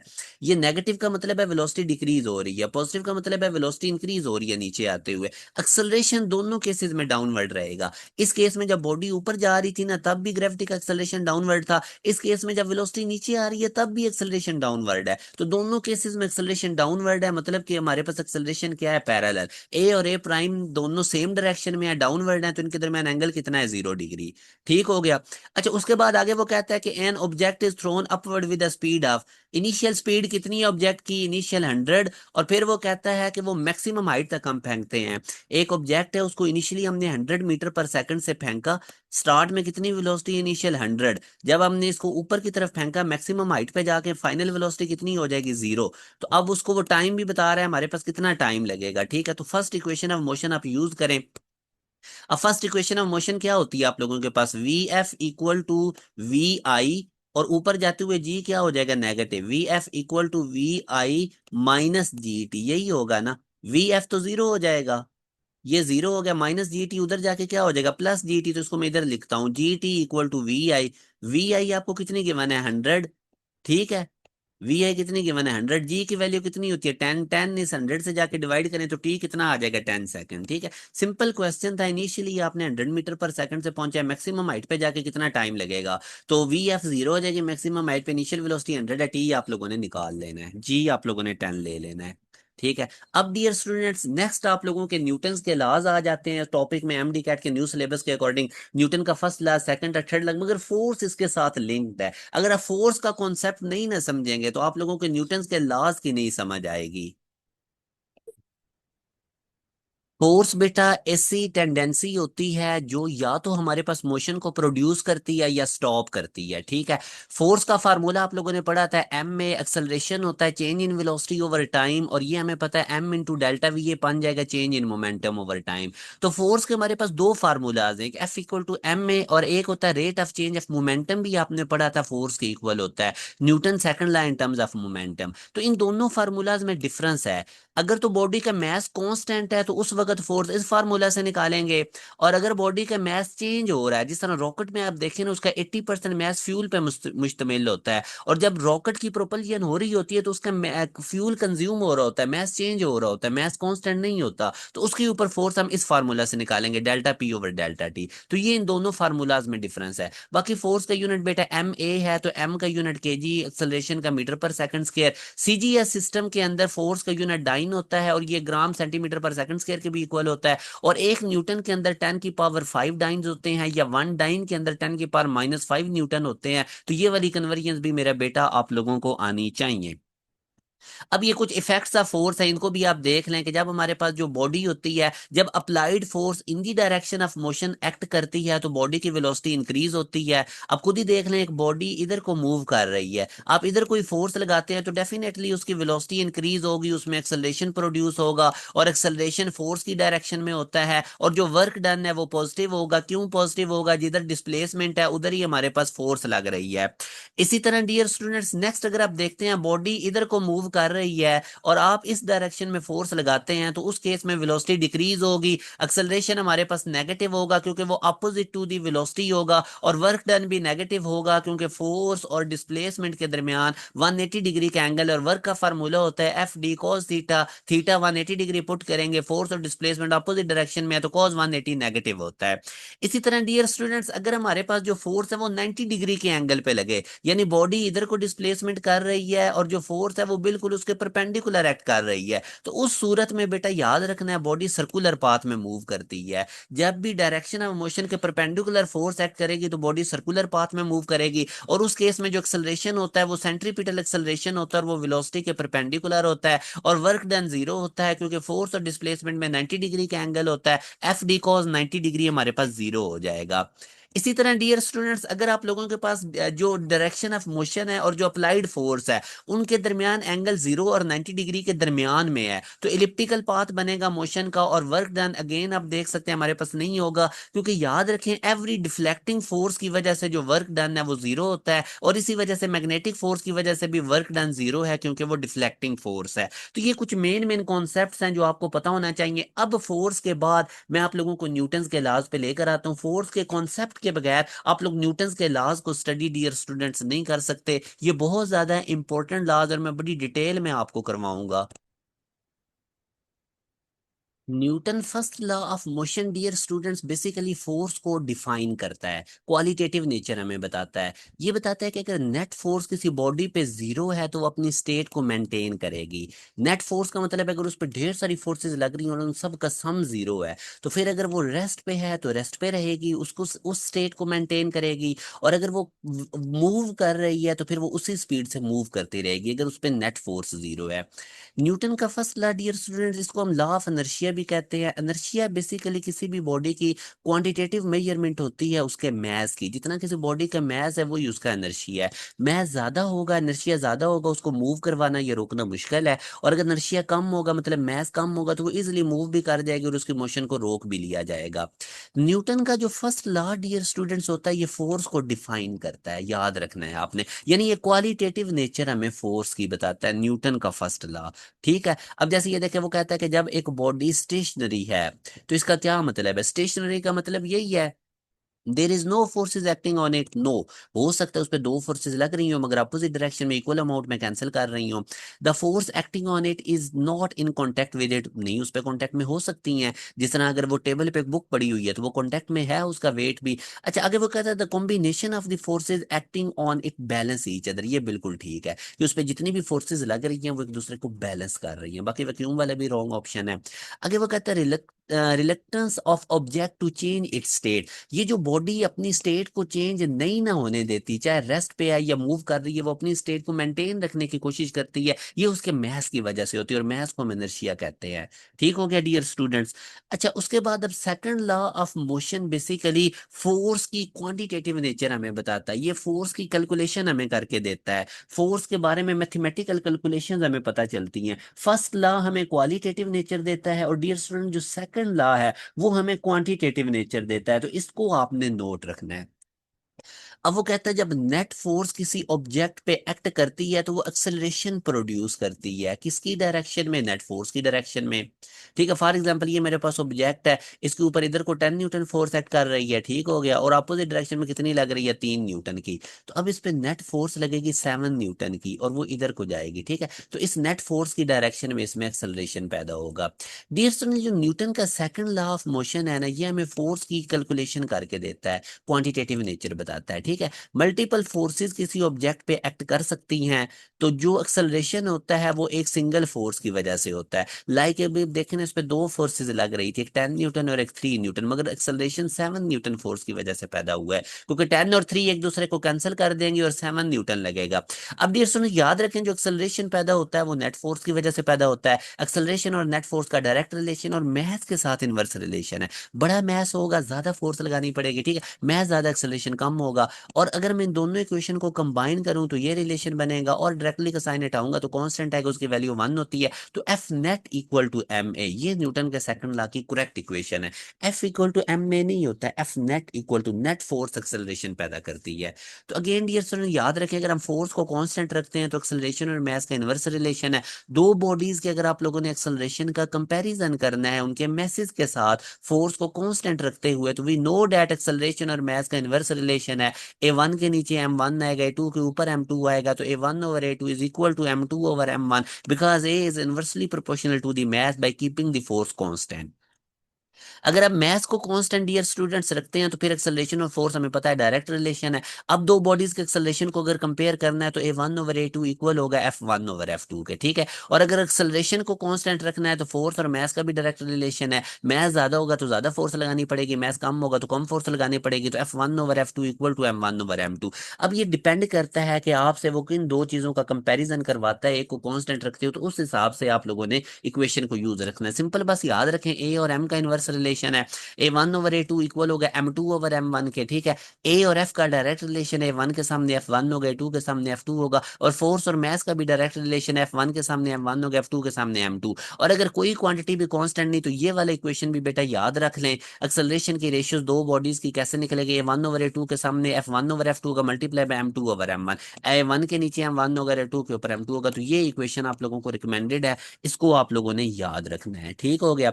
अब जैसे पास पेपर के कुछ क्वेश्चंस करते हैं हम, वो कहता है the engine of a car produces an acceleration of 6 meter per second square. एक इंजन है कार का, वो 6 मीटर पर सेकंड स्क्वायर का एक्सेलरेशन एक कार में प्रोड्यूस कर रहा है। If this car pulls another car of the same mass, तो इतने ही मैथ की अगर वो एक और कार अपने साथ पुल करता है, मतलब अब उसने मैथ डबल हो गया है, तो फिर एक्सेलरेशन कितना होगा। मेरा बेटा एक्सेलरेशन और मास का कंपैरिजन करवा रहा, और हमें पता है एक्सेलरेशन और मास का इनवर्स रिलेशन है। पहले एक सिंगल कार में एक्सेलरेशन था 6 मीटर पर सेकंड स्क्वायर का, उतने मास की जब वो एक और कार इंजन पुल करेगा तो मास डबल हो जाएगा, और मास डबल होने की वजह से एक्सेलरेशन हाफ हो जाएगा, क्योंकि एक्सेलरेशन और मास में इनवर्स रिलेशन है। तो पहले अगर acceleration 6 meter per second square का था, जब उसी मास की एक और कार पुल करेगा तो हमारे पास डियर स्टूडेंट्स मास डबल होने की वजह से एक्सेलरेशन हाफ हो जाएगा, तो 6 का हाफ होता है 3, तो 3 मीटर पर सेकंड स्क्वायर का एक्सेलरेशन इसमें प्रोड्यूस होगा। अब आगे वो हमें कहता है कि एक फोर्स 12 न्यूटन की है, वो एक ऑब्जेक्ट के अंदर एक्सेलरेशन बनाती है 4 मीटर पर सेकंड स्क्वायर का, और एक और फोर्स हमें चाहिए जो एक्सेलरेशन बनाए 10 मीटर पर सेकंड स्क्वायर का। तो अब फोर्स और एक्सेलरेशन का कंपैरिजन हो रहा है, मास को उसने जिक्र ही नहीं किया, तो मास कांस्टेंट है। तो ये मैंने आपको बताया था कि एक्सेलरेशन फोर्स का डायरेक्ट रिलेशन होता है A1/A2 इक्वल होगा F1/F2 के। तो A1 की वैल्यू भी गिवन है, A2 की भी गिवन है, F1 की भी गिवन है, F2 हमने निकालना है, क्रॉस मल्टीप्लाई करके F2 निकाल लें जो कि हमारे पास 30 न्यूटन है। तो अब डियर स्टूडेंट्स, आई होप ये आपका क्वेश्चन क्लियर हो गया, इसमें आपको कोई प्रॉब्लम भी नहीं होना चाहिए। तो ये मैं आपको कुछ types of forces dear students या न्यूटन सेकंड लॉ में ही बताना चाहता हूँ, क्योंकि ये इंपॉर्टेंट है और इसमें से काफी आप लोगों के क्वेश्चंस वो आपसे पूछ सकता है। यहाँ से जरा आप लोगों ने कंसंट्रेशन से ये चीजें समझनी है। टाइप्स ऑफ फोर्सेस में बेटा पहले ग्रेविटेशनल फोर्स है, ये नॉन कांटेक्ट फोर्स है। याद रखें, एक नॉन कांटेक्ट फोर्सेस होती हैं और दूसरी कांटेक्ट फोर्सेस होती हैं। नॉन कांटेक्ट फोर्सेस जिस तरह ग्रेविटेशनल फोर्स है वो दूर से चीजों को अपनी तरफ खींच लेती है विदाउट कांटेक्ट, इसी तरह मैग्नेटिक फोर्स है, इसी तरह इलेक्ट्रिक फोर्स है। कॉन्टैक्ट फोर्सेज होती हैं जिनके लिए अप्लाई होने के लिए कॉन्टैक्ट जरूरी है, जिस तरह टेंशन की फोर्स कॉन्टैक्ट फोर्स है। नॉर्मल की फोर्स जब अब एक सरफेस पे एक ऑब्जेक्ट पड़ी होती है, उसका वेट डाउनवर्ड एक्ट करता है, तभी नॉर्मल उपवर्ड एक्ट करता है। तो नॉर्मल की फोर्स भी कॉन्टैक्ट फोर्स है, नॉर्मल रिएक्शन। इसी तरह स्प्रिंग फोर्स और फ्रिक्शनल फोर्स, ये सारी की सारी कॉन्टैक्ट फोर्सेज हैं। तो डियर स्टूडेंट, मैं अब आगे अगर आपको लेकर जाऊँ ना, कॉन्टैक्ट फोर्सेज में से किस टाइप का कॉन्सेप्ट होता है। अब देखें, ये M1 मैस है और ये M2 मैस है, ये दोनों आपस में कनेक्टेड है। अब मैं अगर M1 पे फोर्स लगाता हूं तो डेफिनेटली M1 आगे M2 पे भी फोर्स लगाएगा और इनमें एक्सेलरेशन पैदा होगा इस डायरेक्शन में। अगर मैं इनकी फ्री बॉडी डायग्राम बना के आपको फोर्सेस बताऊं, जो हमने फोर्स अप्लाई की M1 पे, ये M1 फोर्स लगी इधर M2 पे, ठीक है। ये M2 ने बदले में रिएक्शन की है M1 के ऊपर, ठीक है। अब ये जो, अब हमें पता है एक्शन रिएक्शन आपस में इक्वल होती है, इसलिए ये आर आर आपको नजर आ रहा है। M1 ने फोर्स ये लगाई थी M2 पे, और बदले में M2 ने ये रिएक्शन किया, ठीक है। अब मैं अगर M1 पे डियर स्टूडेंट्स देखता हूं तो नेट फोर्स कितनी लग रही है, एक F अप्लाइड फोर्स है और रिएक्शन उसकी अपोजिट डायरेक्शन में है, तो F-R ये इसमें एक्सेलरेशन पैदा करेगी नेट फोर्स इस पहले मैस M1A में। जबकि दूसरे मैथ में अगर मैं न्यूटन का सेकंड लॉ लगाऊं तो इस पे एक ही फोर्स आर लग रही है, तो वो आर इक्वल होगा M2A के। यहां तक हो गया क्लियर। अब डियर स्टूडेंट्स, आप अगर आप देखें ना, तो ये आर की वैल्यू M2A, अगर मैं इधर इस इक्वेशन में पुट करूं आर की जगह, तो ये F-M2A इक्वल टू M1A आएगा। ये M2A उधर जाके प्लस हो जाएगा, इन दोनों में से ए कॉमन निकलेगा, ए की वैल्यू मेरे पास फाइनल ये आएगी। मतलब ये कि जब आप फोर्स लगाते हैं M1 पे, आगे वो M2 पे लगती है, तो इन दोनों मैसेज में जो नेट एक्सेलरेशन पैदा होता है वो कैलकुलेट करने का ये फार्मूला है। कि जितनी अप्लाइड फोर्स है उसको डिवाइड कर दें टोटल मास से तो वो एक्सेलरेशन आ जाएगा। जब दो मैसेज आपस में अटैच हैं, एक पे आप फोर्स लगाते हैं, दोनों में कितना एक्सेलरेशन पैदा होगा, फोर्स को डिवाइड कर दें टोटल मास से। ये उसी तरह ही है जिस तरह न्यूटन का second law F over M होता था, एम की जगह बस टोटल मास लिख देना है। ये एफ एम वन पे एक्ट कर रही है, M one plus M two total mass है, और R equal to M two. अब अगर आप चाहते हैं कि ये जो दूसरे मास पे फोर्स लग रही है वो मैं निकालूं, तो आप लोगों ने सिंपल वो जो ऊपर एक्सेलरेशन की वैल्यू निकाली होगी उसको दूसरे मैथ से मल्टीप्लाई कर देना है, तो ये हमारे पास आ जाएगा। अब लेट्स सपोज आपने जो अप्लाइड फोर्स ये एफ लगाई थी एम वन पे वो 20 न्यूटन की है, एम वन का मैथ 5 kg है और एम टू का मैथ 10 kg है। अब आप चाहते हैं कि इस फोर्स लगाने से दोनों में कितना कंबाइन एक्सेलरेशन पैदा होगा, तो उसका फार्मूला मैंने आपको अभी बताया था, फोर्स को डिवाइड कर दें टोटल मैथ से, तो फोर्स को डिवाइड करें टोटल मैथ से, तो ये हमारे पास आ गया। अब मैं आपको अगर कहता हूं कि दूसरे मैच पे कितनी फोर्स लग रही है, तो वो R equal to M two A. M two A की वैल्यू जो आपने 1.3 निकाली है उसको आपने इसके मैथ से मल्टीप्लाई कर देना है, तो वो फाइनल आंसर आ जाएगा। चाहे ये वाली इक्वेशन ही यूज करके आप निकाल लें, या इस दूसरे मैथ को सिंपल जो ऊपर एक्सेलरेशन निकाला है उससे मल्टीप्लाई कर दें तो आंसर आ जाएगा। तो ये डियर स्टूडेंट इसमें कॉन्सेप्ट था कॉन्टैक्ट फोर्स का, इसको आपने देखना है। अब इसी कॉन्सेप्ट को यूज करते हुए ये वाला क्वेश्चन अब मैं आपको असाइन कर रहा हूँ, इसको आपने करना है। इसमें भी अब सिंपल डियर स्टूडेंट्स वही वाला कॉन्सेप्ट है, मैं आपको बताता हूँ। ये जरा आप लोगों ने केयरफुली देखना है डियर स्टूडेंट। अब ये देखें ना, अब ये दोनों मैसेज आपस में एक रोप के साथ अटैच हैं। अब जब आप इस M1 को इधर को फोर्स लगाएंगे, इधर को, ठीक है, तो ये जो M2 मैस होगा ना, M2 मैस, इसको भी ये M1 वाला मैस इधर अपनी तरफ खींचेगा। एक्शन हुआ, बदले में ये क्या करेगा, M2 मैस M1 को अपनी तरफ खींचेगा, रिएक्शन करेगा। अब रोप के अंदर फॉर एग्जाम्पल जब इस M को हमने इधर M1 पे ये फोर्स लगाई, तो इसने जो M2 को अपनी तरफ खींचा वो हम टेंशन T कह लेते हैं, तो उतने ही रिएक्शन ये M2 M1 पे करेगा और इसको अपनी तरफ खींचेगा T टेंशन से। ठीक हो गया। फ्री बॉडी अगर डायग्राम बनाए तो M1 पे पहले फोर्स लगी, M1 पे अब कितनी फोर्सेज लग रही हैं, ये अप्लाइड फोर्स है, और ये जो M2 इसको अपनी तरफ खींच रहा है, ठीक है, तो ये M1 पे लग रही है, और M2 पे एक ही फोर्स लग रही है जो M1 पे जब इधर को फोर्स लगी थी तो ये M2 को भी अपने साथ इधर खींच रहा है, ठीक है। तो ये, अब मैं अगर इसके ऊपर न्यूटन का सेकंड लॉ अप्लाई करूं, net force equal to M1A, M1 इसका मैस है, नेट फोर्स F इधर है, T अपोजिट डायरेक्शन में, तो F minus T equal to M1A, और इस M2 के ऊपर एक ही फोर्स लग रही है, T equal to M2A। T की वैल्यू M2A अगर मैं इधर पुट करता हूं तो F minus M2A equal to M1A, minus M2A उधर जाके प्लस हो जाएगा। ठीक है डियर स्टूडेंट, ये डियर स्टूडेंट्स आप लोगों ने ना बड़ा तवज्जो के साथ ये समझना है। अभी एक मिनट में वो स्लाइड दोबारा लेकर आऊं, तो ये ना आप लोगों ने बड़ी कंसंट्रेशन के साथ चीज समझी। इधर हम थे, ठीक है, तो ये माइनस M2A उधर जाके क्या हो जाएगी, प्लस ए कॉमन निकालें तो वही इक्वेशन बनी कि जब दो मैसेज चाहे आपस में रोप से अटैच हैं या वैसे अटैच हैं, जब आपने एक पे अप्लाइड फोर्स लगा के उन पे नेट एक्सेलरेशन निकालना है, तो वही फार्मूला, फोर्स को डिवाइड कर दें टोटल मास से। फोर्स को किससे डिवाइड कर दें, टोटल मास से। एफ वो बता रहा है M1 पे जो लग रही है M1 plus M2 total mass है, और टेंशन अगर निकालनी हो तो वो इस टी, अगर दूसरे मास पे फोर्स निकालनी हो तो इसके मास को एक्सेलरेशन से मल्टीप्लाई कर दें, तो आगे वो वही जिस तरह मैंने पीछे बताया था। अब इन कॉन्सेप्ट्स को यूज करते हुए डियर स्टूडेंट्स ये वाला क्वेश्चन अब आप लोगों ने करना है, ये मैं आपको दे रहा हूँ, अगर नहीं होगा तो मैं नेक्स्ट लेक्चर में आपको समझा दूंगा। ये नीचे इसका सोल्यूशन हुआ है, मगर आप लोगों ने पूरी कोशिश करनी है कि इसको खुद से कवर करना है। अच्छा, अब लास्ट हमारे पास आ जाता है न्यूटन का थर्ड लॉ। तो ये बेटा हमें बताता है हर एक्शन का रिएक्शन होता है, और जो फोर्स है वो पेयर की फॉर्म में एक्ट करती है, और दो डिफरेंट बॉडीज पे एक्शन रिएक्शन होता है। फॉर एग्जांपल ये ब्लॉक देखे ना, मैंने एक सरफेस पे रखा हुआ है, तो ब्लॉक सरफेस पे फोर्स लगा के एक्शन करेगा, और सरफेस ब्लॉक पे फोर्स लगा के रिएक्शन करेगी। तो एक्शन रिएक्शन दो डिफरेंट बॉडीज पे होता है, ठीक है। जिस तरह ये बाईसाइकिल भी अगर आप देखो ना, तो ये एक्शन करता है, ये पैडल वगैरह यूज करता है, और रिएक्शन के तौर पे ये आगे को मूव करता है। एक्शन पीछे कर रहा है पैडल पे, और रिएक्शन इसको आगे को लेके जा रहा है, ठीक है। तो ये न्यूटन का थर्ड लॉ हमारे पास है। अब जिस तरह अगर आप देखें ना कि एक बुक हमारे पास टेबल पे पड़ी हुई है, जब बुक टेबल पे पड़ी हुई है तो बुक का वेट नीचे को एक्ट कर रहा है और रिएक्शन ऊपर को एक्ट कर रहा है, तो एक्शन रिएक्शन में एंगल 180 डिग्री का होता है। यही उसने पूछा हुआ था कि ये एक्शन रिएक्शन में कितना एंगल होगा। अगर याद रखें, according to the which law of motion single unstable force कभी भी एग्जिस्ट नहीं करती। न्यूटन थर्ड लॉ ने हमें बताया कहता कि फोर्स पेयर की फॉर्म में एग्जिस्ट करती है, हर एक्शन का रिएक्शन होता है। और ये एक गेम ऑफ ठग ऑफ वार आपने देखी होगी कॉलेज के अंदर, जिसमें वो रोप रस्साकशी होती है, इसमें दो टीम्स होती हैं, वो रोप को खींच रही होती हैं। अगर 10 की पावर 4 न्यूटन की अप्लाइड फोर्स लग रही है तो रोप में टेंशन भी इतनी ही होगी, 10 की पावर 4 न्यूटन की, क्योंकि एक्शन रिएक्शन आपस में क्या होते हैं, इक्वल होते हैं।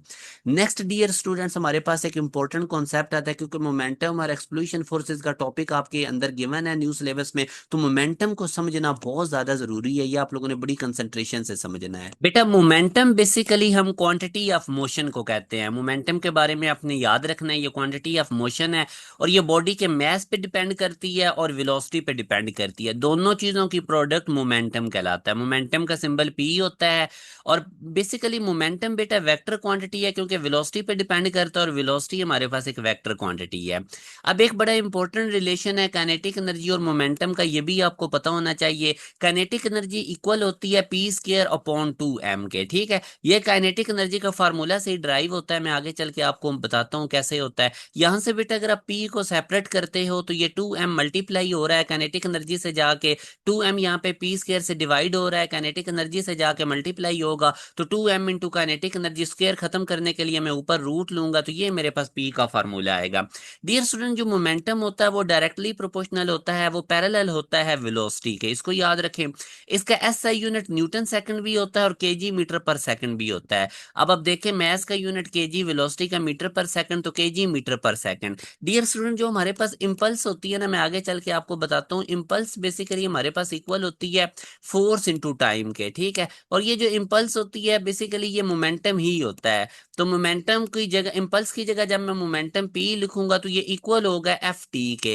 एफ का यूनिट न्यूटन और टाइम का यूनिट सेकंड, तो यूं हमारे पास मोमेंटम का न्यूटन सेकंड भी यूनिट होता है।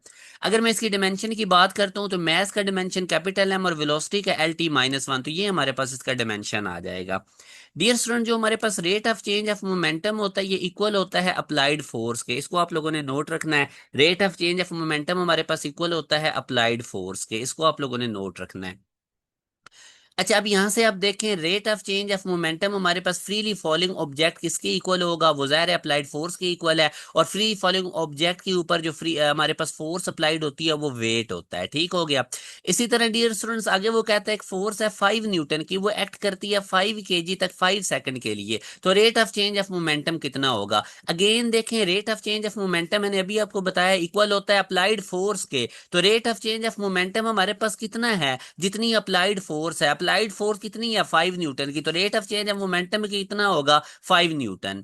इसी तरह आगे वो कहता है कि body whose momentum is constant must have constant. अगर डियर स्टूडेंट्स मोमेंटम कांस्टेंट है तो वेलोसिटी मस्ट बी कांस्टेंट, क्योंकि मास तो ऑलरेडी कांस्टेंट होता है, अगर मोमेंटम कांस्टेंट तभी होगा जब वेलोसिटी भी कांस्टेंट होगी। तो ये मोमेंटम के रिलेटेड कुछ चीजें थी जो आपको पता होना चाहिए। यहाँ पे डियर स्टूडेंट में थोड़ा सा आपको law of conservation of momentum लाजमी बताऊंगा, क्योंकि एक्सप्लोजन फोर्सेस तभी आपको क्लियर होगा जब आपको law of conservation of momentum, linear momentum का आइडिया होगा।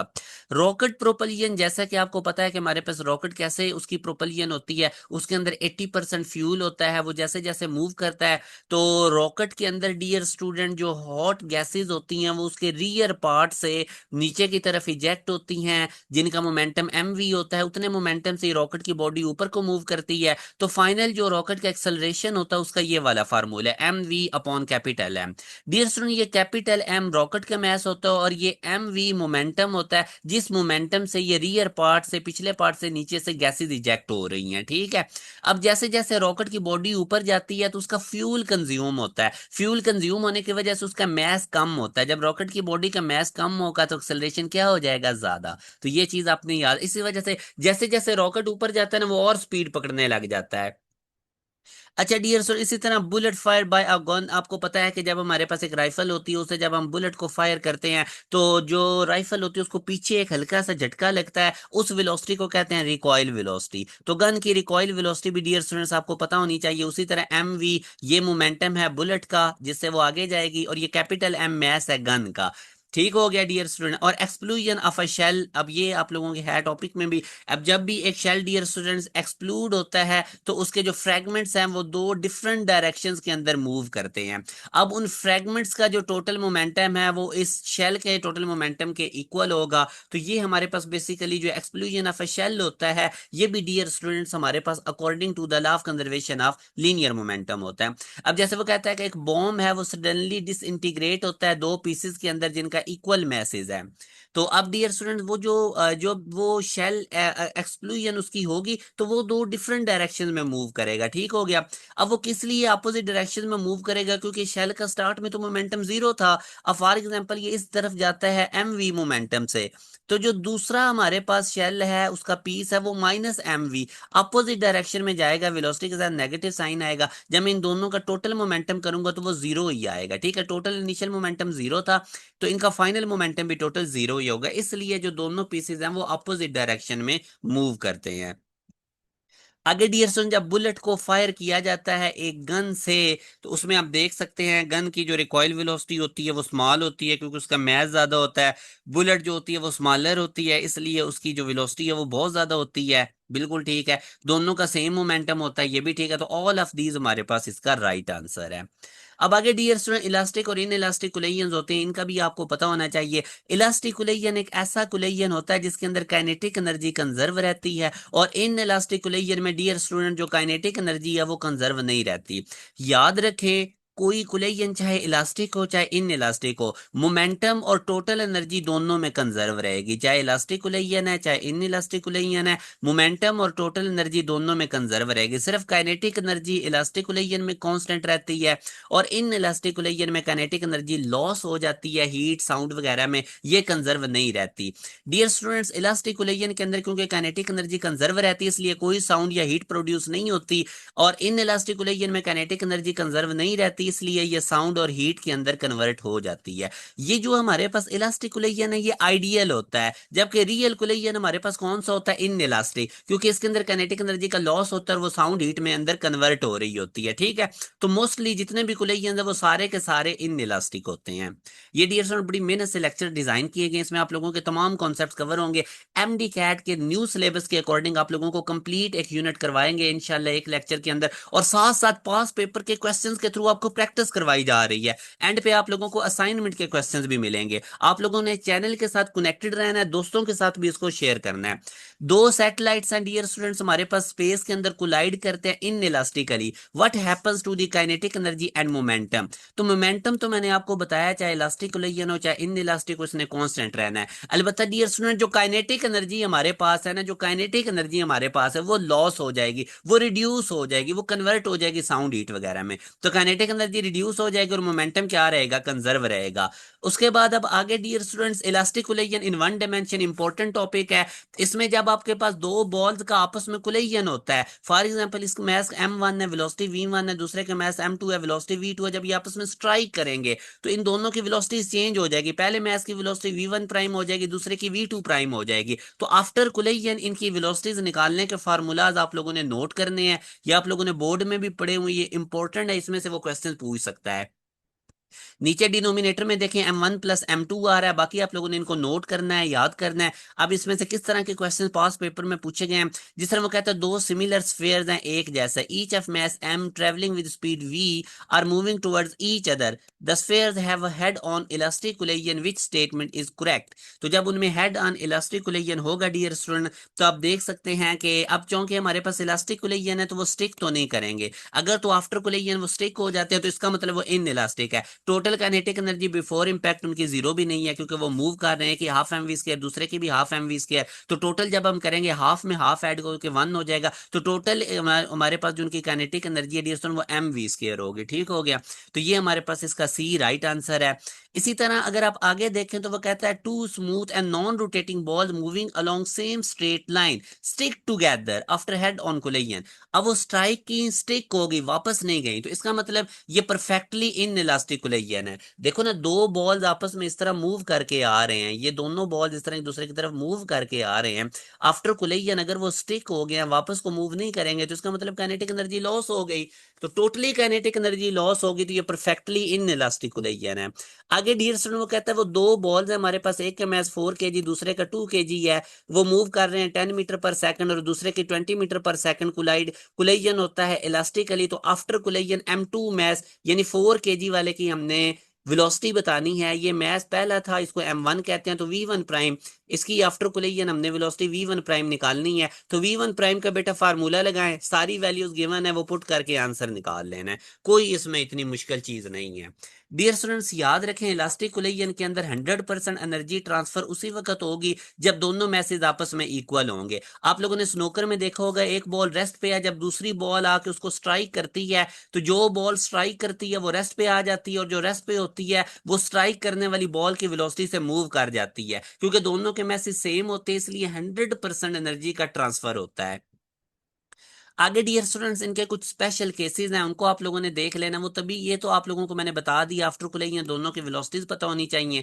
अब डियर स्टूडेंट्स में याद रखें, जब दो बॉल्स के मैसेज सेम होंगे ना और वो इलास्टिकली कोलाइड करेंगे, तो आफ्टर कुलैयन सिर्फ उन्होंने वेलोसिटीज चेंज करनी है, यानी V1 प्राइम की V2 हो जाएगी और V2 प्राइम की V1 हो जाएगी।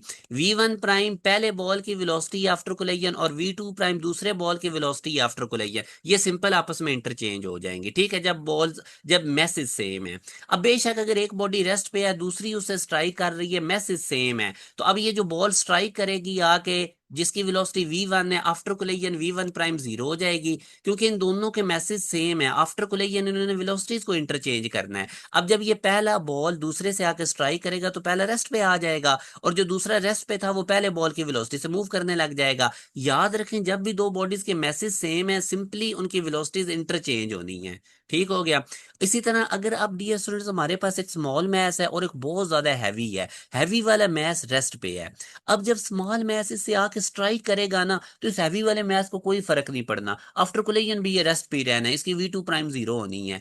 अच्छा, जो ये बॉल आके स्ट्राइक करेगा स्मॉल वाला V1 प्राइम, आफ्टर कुलैयन ये उसी वेलोसिटी से वापस बाउंस बैक हो जाएगा। ये केस भी आप याद रखें।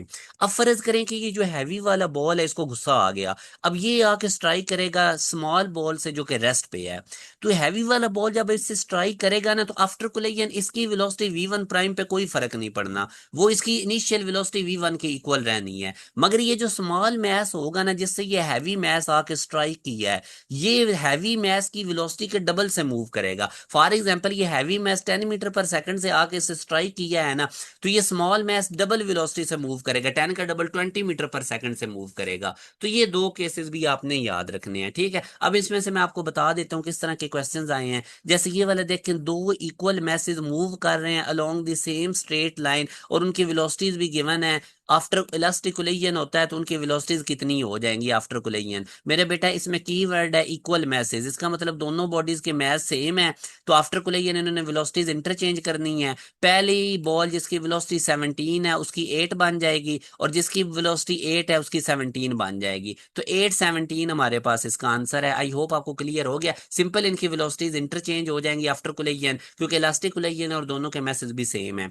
आगे डियर स्टूडेंट वो कहता है कि हमारे पास एक हैवी बॉल है B1, वो कोलाइड करती है एक स्टेशनरी बॉल B2 से। ये चौथा केस है जिसमें स्मॉल बॉल होती है और एक हैवी बॉल होती है। तो ये हैवी बॉल जब स्मॉल से आके स्ट्राइक करेगी, तो बड़ी वाली बॉल पे तो वेलोसिटी पे कोई फर्क नहीं पड़ेगा आफ्टर कुलैयन, मगर ये जो स्मॉल वाली बॉल है इसकी वेलोसिटी डबल हो जाएगी। मतलब जिस वेलोसिटी से बड़ी बॉल आके लगेगी ना, ये उस वेलोसिटी के डबल से स्मॉल बॉल मूव करेगी। ठीक है, तो अब after collision final velocity of B2। ठीक है, तो ये becomes double as compare to B1। B1 बड़ी बॉल थी, तो अब इसकी जो भी वेलोसिटी है, जब ये स्मॉल बॉल से स्ट्राइक करेगी, तो स्मॉल बॉल इस बड़ी वाली बॉल B1 की डबल वेलोसिटी से मूव करेगी। आई होप आपको ये क्लियर हो गया। आगे इसी तरह वो कहता है कि क्लियर बॉल है, मूव कर रही है 10 मीटर पर सेकंड से, कोलाइड करती है आइडेंटिकल बॉल के साथ, वो स्नोकर वाली जिस तरह मैंने भी आपको एग्जांपल दी थी, जिनका इक्वल मैस होता है। ये रेस्ट पे है, जब ये इससे आके स्ट्राइक करेगी, तो फर्स्ट बॉल स्टॉप हो गई, और जो सेकंड बॉल है वो किस वेलोसिटी से मूव करेगी। अब चूंकि आइडेंटिकल बॉल, ये इसमें की वर्ड है, ये दोनों एक जैसे हैं, दोनों का मैथ सेम है, तो सिंपल इन्होंने वेलोसिटीज को इंटरचेंज करना है। अगर ये 10 मीटर पर सेकंड की वेलोसिटी से आके स्ट्राइक की है तो वो जो रेस्ट पे बॉल पड़ी है वो भी किससे मूव करेगी, 10 मीटर पर सेकंड से ही करेगी। मगर ऑप्शन के अंदर तो आपको 10 मीटर पर सेकंड नजर ही नहीं आ रहा, ठीक है, इधर 9 है तो ठीक है, तो ये तो 10 किलोमीटर पर आर है, ठीक है, 10 मीटर पर सेकंड होना चाहिए, तो ये 36 किलोमीटर पर आर बेटा 10 मीटर पर सेकंड ही है। याद रखें जब भी किलोमीटर पर आर को मीटर पर सेकंड में कन्वर्ट करना है तो उसको 5/18 से डायरेक्ट मल्टीप्लाई कर देना है। किलोमीटर 1000 होता है, आर का मतलब 3600 होता है, तो ये डियर सन जब आप इनको मल्टीप्लाई करेंगे ना तो वो 5/18 ही आएगा। 1000/3600 की सिंप्लीफाइड फॉर्म 5/18 ही है। जब भी किलोमीटर पर आर से मीटर पर सेकंड में जाना है तो 5/18 से मल्टीप्लाई करें, और अगर मीटर पर सेकंड से किलोमीटर पर आर में आना हो तो 18/5 से मल्टीप्लाई करें। तो ये मेरा बेटा आप लोगों ने इस चीज को याद रखना है। अब उसके बाद हमारा लास्ट टॉपिक आ जाता है प्रोजेक्टाइल मोशन वाला। This is very important topic और आप लोगों ने बहुत ज्यादा केयरफुली एक्टिव होकर इसको समझना है। Projectile motion dear students basically इसकी तीन टाइप्स होती हैं, ठीक है। पहले मैं आपको समझाता हूं प्रोजेक्टाइल मोशन है क्या। Projectile motion two dimensional motion होती है ग्रेविटी के अंदर। कोई भी ऑब्जेक्ट, फॉर एग्जांपल मैंने ग्राउंड से एक फुटबॉल ऊपर की तरफ फेंका तो इसने दो डायमेंशन में डिस्टेंस कवर किया है, हॉरिजॉन्टल डायरेक्शन में भी और वर्टिकल डायरेक्शन में भी। तो ये जो two dimensional motion under gravity है इसको हम प्रोजेक्टाइल मोशन कहते हैं। जो ऑब्जेक्ट मूव कर रही होती है उसको हम प्रोजेक्टाइल कहते हैं, और वो जो पाथ बनाती है उसको हम ट्राजेक्टरी कहते हैं। Dear students absence of air में, एयर की गैर मौजूदगी में जो पाथ होता है प्रोजेक्टाइल का वो डियर स्टूडेंट्स पैराबोलिक शेप का होता है, ठीक है। पैराबोला इस तरह की शेप्स होती हैं, ठीक है, चार शेप्स होती हैं पैराबोला की। अब इसकी एग्जांपल्स में आप देखें, फुटबॉल को जो एक प्लेयर किक करता है वो भी प्रोजेक्टाइल मोशन है। जो बॉम्ब ड्रॉप की एरोप्लेन इस तरह मूव कर रहा है वो बॉम्ब ड्रॉप करता है, वो भी दो डायमेंशन में मोशन हो रही होती है। एक मिसाइल को लॉन्च किया जाता है, पहले तो मिसाइल सीधा जाता है फिर इस तरह वो अपने टारगेट की तरफ जाता है, तो वो भी दो डायमेंशन में मोशन हो रही होती है, हॉरिजॉन्टल भी वर्टिकल भी। तो ये तमाम प्रोजेक्टाइल मोशन की एग्जाम्पल्स हैं। प्रोजेक्टाइल मोशन की बेटा तीन टाइप्स होती हैं। एक हॉरिजॉन्टल प्रोजेक्टाइल होता है। हॉरिजॉन्टल प्रोजेक्टाइल होता है जब हाइट से आप कोई प्रोजेक्टाइल नीचे की तरफ फेंक रहे हैं, that is called horizontal projectile. एक ऑब्लिक प्रोजेक्टाइल होता है जब आप ग्राउंड से कोई ऑब्जेक्ट फेंके और वो ग्राउंड पे वापस आ जाए, ये ऑब्लिक प्रोजेक्टाइल है। एक इंक्लाइंड प्रोजेक्टाइल होता है, ये पहाड़ों वगैरह में और इस तरह का होता है जो एक स्पेसिफिक एंगल के ऊपर हम फेंकते हैं, ठीक है। तो हमारे सिलेबस में ये हॉरिजॉन्टल और ऑब्लिक प्रोजेक्टाइल है, इन्हीं दो को हम स्टडी करेंगे। डियर स्टूडेंट्स प्रोजेक्टाइल मोशन में दो फोर्सेस एक्ट करती हैं, एक ग्रेविटी की एक्ट करती है और एक हमारे पास फ्रिक्शनल फोर्स होती है। आपके सिलेबस में फ्रिक्शनल फोर्स को इग्नोर कर दिया गया, तो सिर्फ और सिर्फ ग्रेविटी की फोर्स अंडर कंसिडरेशन होगी। और ग्रेविटी की फोर्स हमें पता है वर्टिकली डाउनवर्ड एक्ट करती है, तो वर्टिकल डायरेक्शन में जो ग्रेविटी की फोर्स की वजह से एक्सेलरेशन है वो जी होगा, और वर्टिकल डायरेक्शन में वेलोसिटी वेरिएबल होगी। डियर स्टूडेंट्स अब आप देखें ना, ग्रेविटी डाउनवर्ड एक्ट कर रही है। अब अगर कोई बॉडी अपवर्ड जा रही है, अपवर्ड जा रही है तो ग्रेविटी तो डाउनवर्ड है, ठीक है। वेलोसिटी अगर अपवर्ड है, ग्रेविटी डाउनवर्ड है, तो वेलोसिटी ऊपर जाते हुए डिक्रीज होगी। मैक्सिमम हाइट पे जाके वर्टिकल कंपोनेंट वेलोसिटी का जीरो हो जाएगा, और फिर जब वेलोसिटी ने मैक्सिमम हाइट से रिवर्स होना है तो उसकी वेलोसिटी इंक्रीज होने लग जाएगी, ठीक है। हॉरिजॉन्टल डायरेक्शन में कोई फोर्स नहीं होती इसलिए हॉरिजॉन्टल डायरेक्शन का एक्सेलरेशन जीरो होता है, और हॉरिजॉन्टल डायरेक्शन में कोई फोर्स नहीं एक्ट करती इसलिए हॉरिजॉन्टल वेलोसिटी कांस्टेंट। क्योंकि डियर स्टूडेंट देखें ना, जब फोर्स ही नहीं हॉरिजॉन्टल डायरेक्शन में लग रही तो वेलोसिटी क्या होगी, कांस्टेंट। जब वेलोसिटी कांस्टेंट का क्या मतलब, एक्सेलरेशन क्या होगा, जीरो। तो ये चीज आप लोगों ने नोट रखनी है। डियर स्टूडेंट्स इसमें से आप कुछ हम क्वेश्चन देख लेते हैं। जिस तरह वो कहता है कि एक ट्रेन मूव कर रही है, उसमें से हमने एक बॉल ऊपर की तरफ फेंका है। तो डियर स्टूडेंट जब हम ऊपर की तरफ बॉल फेंकेंगे तो वो दो तरह का डिस्टेंस करेगा। एक तो वो हाइट भी कवर करेगा और हॉरिजॉन्टल डायरेक्शन भी कवर करेगा, क्योंकि ट्रेन तो आगे जा रही थी, गाड़ी आगे जा रही थी, इसलिए उसको हॉरिजॉन्टल कंपोनेंट भी मिलेगा वेलोसिटी का। तो वो एक पैराबोलिक पाथ बनाएगा, जिस तरह आपको शेप में भी नजर आ रहा है, तो पैराबोलिक पाथ होगा। आगे वो कहता है विच of the following is not an example of accelerated motion. तो जो वर्टिकल कंपोनेंट होता है ना प्रोजेक्टाइल मोशन का, वहां पे ग्रेविटी एक्ट कर रही होती है, वहां पे एक्सेलरेशन होता है। सर्कुलर मोशन बेशक कांस्टेंट स्पीड के साथ है, सर्कुलर मोशन में सेंट्रीपिटल एक्सेलरेशन होता है। स्विमिंग पेंडुलम में भी है एसएचएम करती बॉडी का भी एक्सेलरेशन होता है। हॉरिजॉन्टल कंपोनेंट जो प्रोजेक्टाइल मोशन का होता है, हॉरिजॉन्टल डायरेक्शन में कोई फोर्स नहीं होती, इसलिए हॉरिजॉन्टल एक्सेलरेशन क्या होता है डियर स्टूडेंट्स, हमारे पास जीरो। तो ये चीज आप लोगों ने नोट रखनी है। अच्छा, उसके बाद आप हॉरिजॉन्टल प्रोजेक्टाइल को हम डिस्कस करते हैं। What is horizontal projectile? Height से हमने प्रोजेक्टाइल को नीचे जमीन की तरफ फेंकना है। तो डियर स्टूडेंट्स याद रखें, स्टार्ट में हॉरिजॉन्टली हम वेलोसिटी को फेंक रहे हैं, तो इनिशियल वेलोसिटी सारी की सारी हॉरिजॉन्टल होगी। अब आप देख सकते हैं ए पॉइंट से हॉरिजॉन्टली वेलोसिटी को फेंका जा रहा है, और इनिशियल वर्टिकल कंपोनेंट वेलोसिटी का जीरो होगा, क्योंकि सारी की सारी वेलोसिटी हमारे पास क्या है, हॉरिजॉन्टल। हॉरिजॉन्टल डायरेक्शन में कोई फोर्स नहीं प्रोजेक्टाइल पे एक्ट करती, एक ही फोर्स एक्ट करती है ग्रेविटी की, और वो वर्टिकल डायरेक्शन में करती है।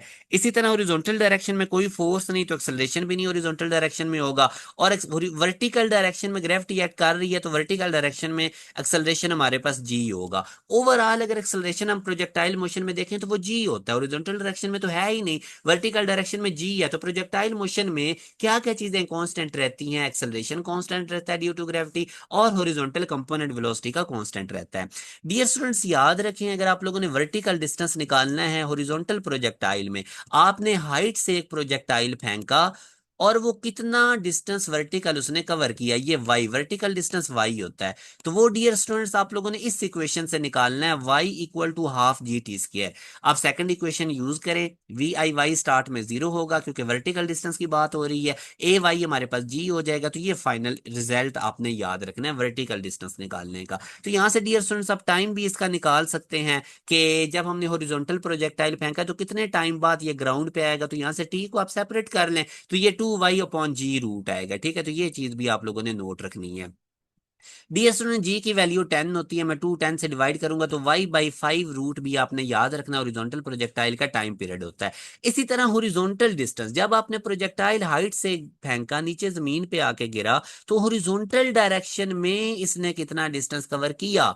तो हॉरिजॉन्टल डिस्टेंस निकालने का फार्मूला होता है x equal to V I X into T, इसको नोट रखें। सिंपल सेकंड इक्वेशन यूज करें, स्टार्ट में हमारे पास वेलोसिटी हॉरिजॉन्टली होगी वी आई एक्स, और ए एक्स हमें पता है हॉरिजॉन्टल डायरेक्शन में जीरो होगा, हॉरिजॉन्टल डिस्टेंस है तो हॉरिजॉन्टल एक्सेलरेशन लेंगे और ये जीरो हो जाएगा। तो x equal to V I X into T, this is the formula to calculate horizontal distance of horizontal projectile. ठीक हो गया। यहां से अब अगर आप ये टी, क्योंकि जाहिर है टाइम पीरियड तो सेम है, जितनी डायरेक्शन जितनी देर जब आपने प्रोजेक्टाइल ए पॉइंट से फेंका सी पॉइंट तक आया, तो जितनी देर में वो वर्टिकल डिस्टेंस कवर करेगा उतनी देर में हॉरिजॉन्टल डिस्टेंस कवर करेगा। टाइम सेम है, तो ये जो टी का वैल्यू y/5 रूट है, ये इधर टी की जगह पुट करेंगे तो ये रिलेशन भी हमारे पास आएगा। ठीक है, y/5 पुट कर लेंगे, 2y/g रूट पुट कर लें टी की जगह। तो बहरहाल आप लोगों ने इसमें हॉरिजॉन्टल डिस्टेंस किस फार्मूला से निकलेगा, वर्टिकल डिस्टेंस किससे निकलेगा, तो ये आप लोगों ने कुछ याद रखना। जब कभी भी आप लोगों को एमडी कैट में वो इस तरह का क्वेश्चन दे दे जिसमें हॉरिजॉन्टल प्रोजेक्टाइल और प्रोजेक्टाइल को हाइट से गिराया जा रहा है, तो आप हमेशा उसका इनिशियल वी आई एक्स और वी आई वाई कैलकुलेट करें, वी आई नोट करें, थीटा नोट करें, पहले वर्टिकल पार्ट सॉल्व करें, उसके बाद हॉरिजॉन्टल पार्ट सॉल्व करें। तो जो चीज वो पूछ रहा है वो ऑटोमेटिकली आप लोगों से कैलकुलेट हो जाएगी। अब डियर स्टूडेंट्स यहाँ पे आप लोगों ने एक चीज याद रखनी है कि जब प्रोजेक्टाइल हमारे पास नीचे आ रहा है हॉरिजॉन्टल प्रोजेक्टाइल, तो किसी भी पॉइंट पे उसकी इंस्टेंटेनियस हॉरिजॉन्टल अगर आप वेलोसिटी निकालेंगे तो वो वही होगी जो उसकी इनिशियल हॉरिजॉन्टल वेलोसिटी है। फाइनल हॉरिजॉन्टल वेलोसिटी भी सेम होगी और ये वही होगी जो इनिशियल वेलोसिटी है, क्योंकि हॉरिजॉन्टल डायरेक्शन में फोर्स ही नहीं लग रही जिसने वेलोसिटी चेंज करनी है। एक ही तो फोर्स होती है प्रोजेक्टाइल पर, वो वर्टिकली डाउनवर्ड होती है। Dear students, instantaneous vertical velocity अगर निकालनी हो तो वो फर्स्ट इक्वेशन से आप निकालेंगे। फॉर एग्जांपल ये पूरा प्रोजेक्टाइल नीचे की तरफ आ रहा है, तो किसी भी में आपने वर्टिकल कंपोनेंट वेलोसिटी का निकालना है, तो उसके लिए आप V F Y equal to V I Y plus G T use करें। वी आई वाई स्टार्ट में जीरो था क्योंकि हॉरिजॉन्टली फेंका गया था, तो V F Y equal to G T, this is the formula to calculate the vertical component of final velocity. Instantaneous resultant velocity dear students अगर हमने निकालनी है तो उसका ये वाला फार्मूला होता है वी एफ एक्स का square plus V F Y का स्क्वायर इंटू रूट आ जाएगा। अब वी एफ एक्स हमें पता है वी आई ही है बेसिकली, और V F Y dear students हमें पता है जी टी है, तो इसकी जगह जी टी लिख देंगे। तो ये आप लोगों को से कभी भी हॉरिजॉन्टल प्रोजेक्टाइल की वो फाइनल वेलोसिटी पूछेगा तो वो इस फार्मूला से निकालना है, या आपको वो टाइम दे के आप लोगों से फाइनल वेलोसिटी पूछेगा, या आप लोगों को डिस्टेंस देकर पूछेगा। ठीक है, तो अगर डिस्टेंस देकर पूछेगा तो ये नीचे वाला ग्रीन डब्बा मैंने ऊपर बता भी दिया ये कैसे आया है। थर्ड इक्वेशन यूज करें, यहाँ से वी आई वाई तो जीरो होगा, V F Y equal to 2g Y root होगा, तो वी एफ वाई की जगह 2g वाई। तो बहरहाल ये डियर स्टूडेंट दो ग्रीन डब्बे याद रखें, मैं नोट करता हूँ।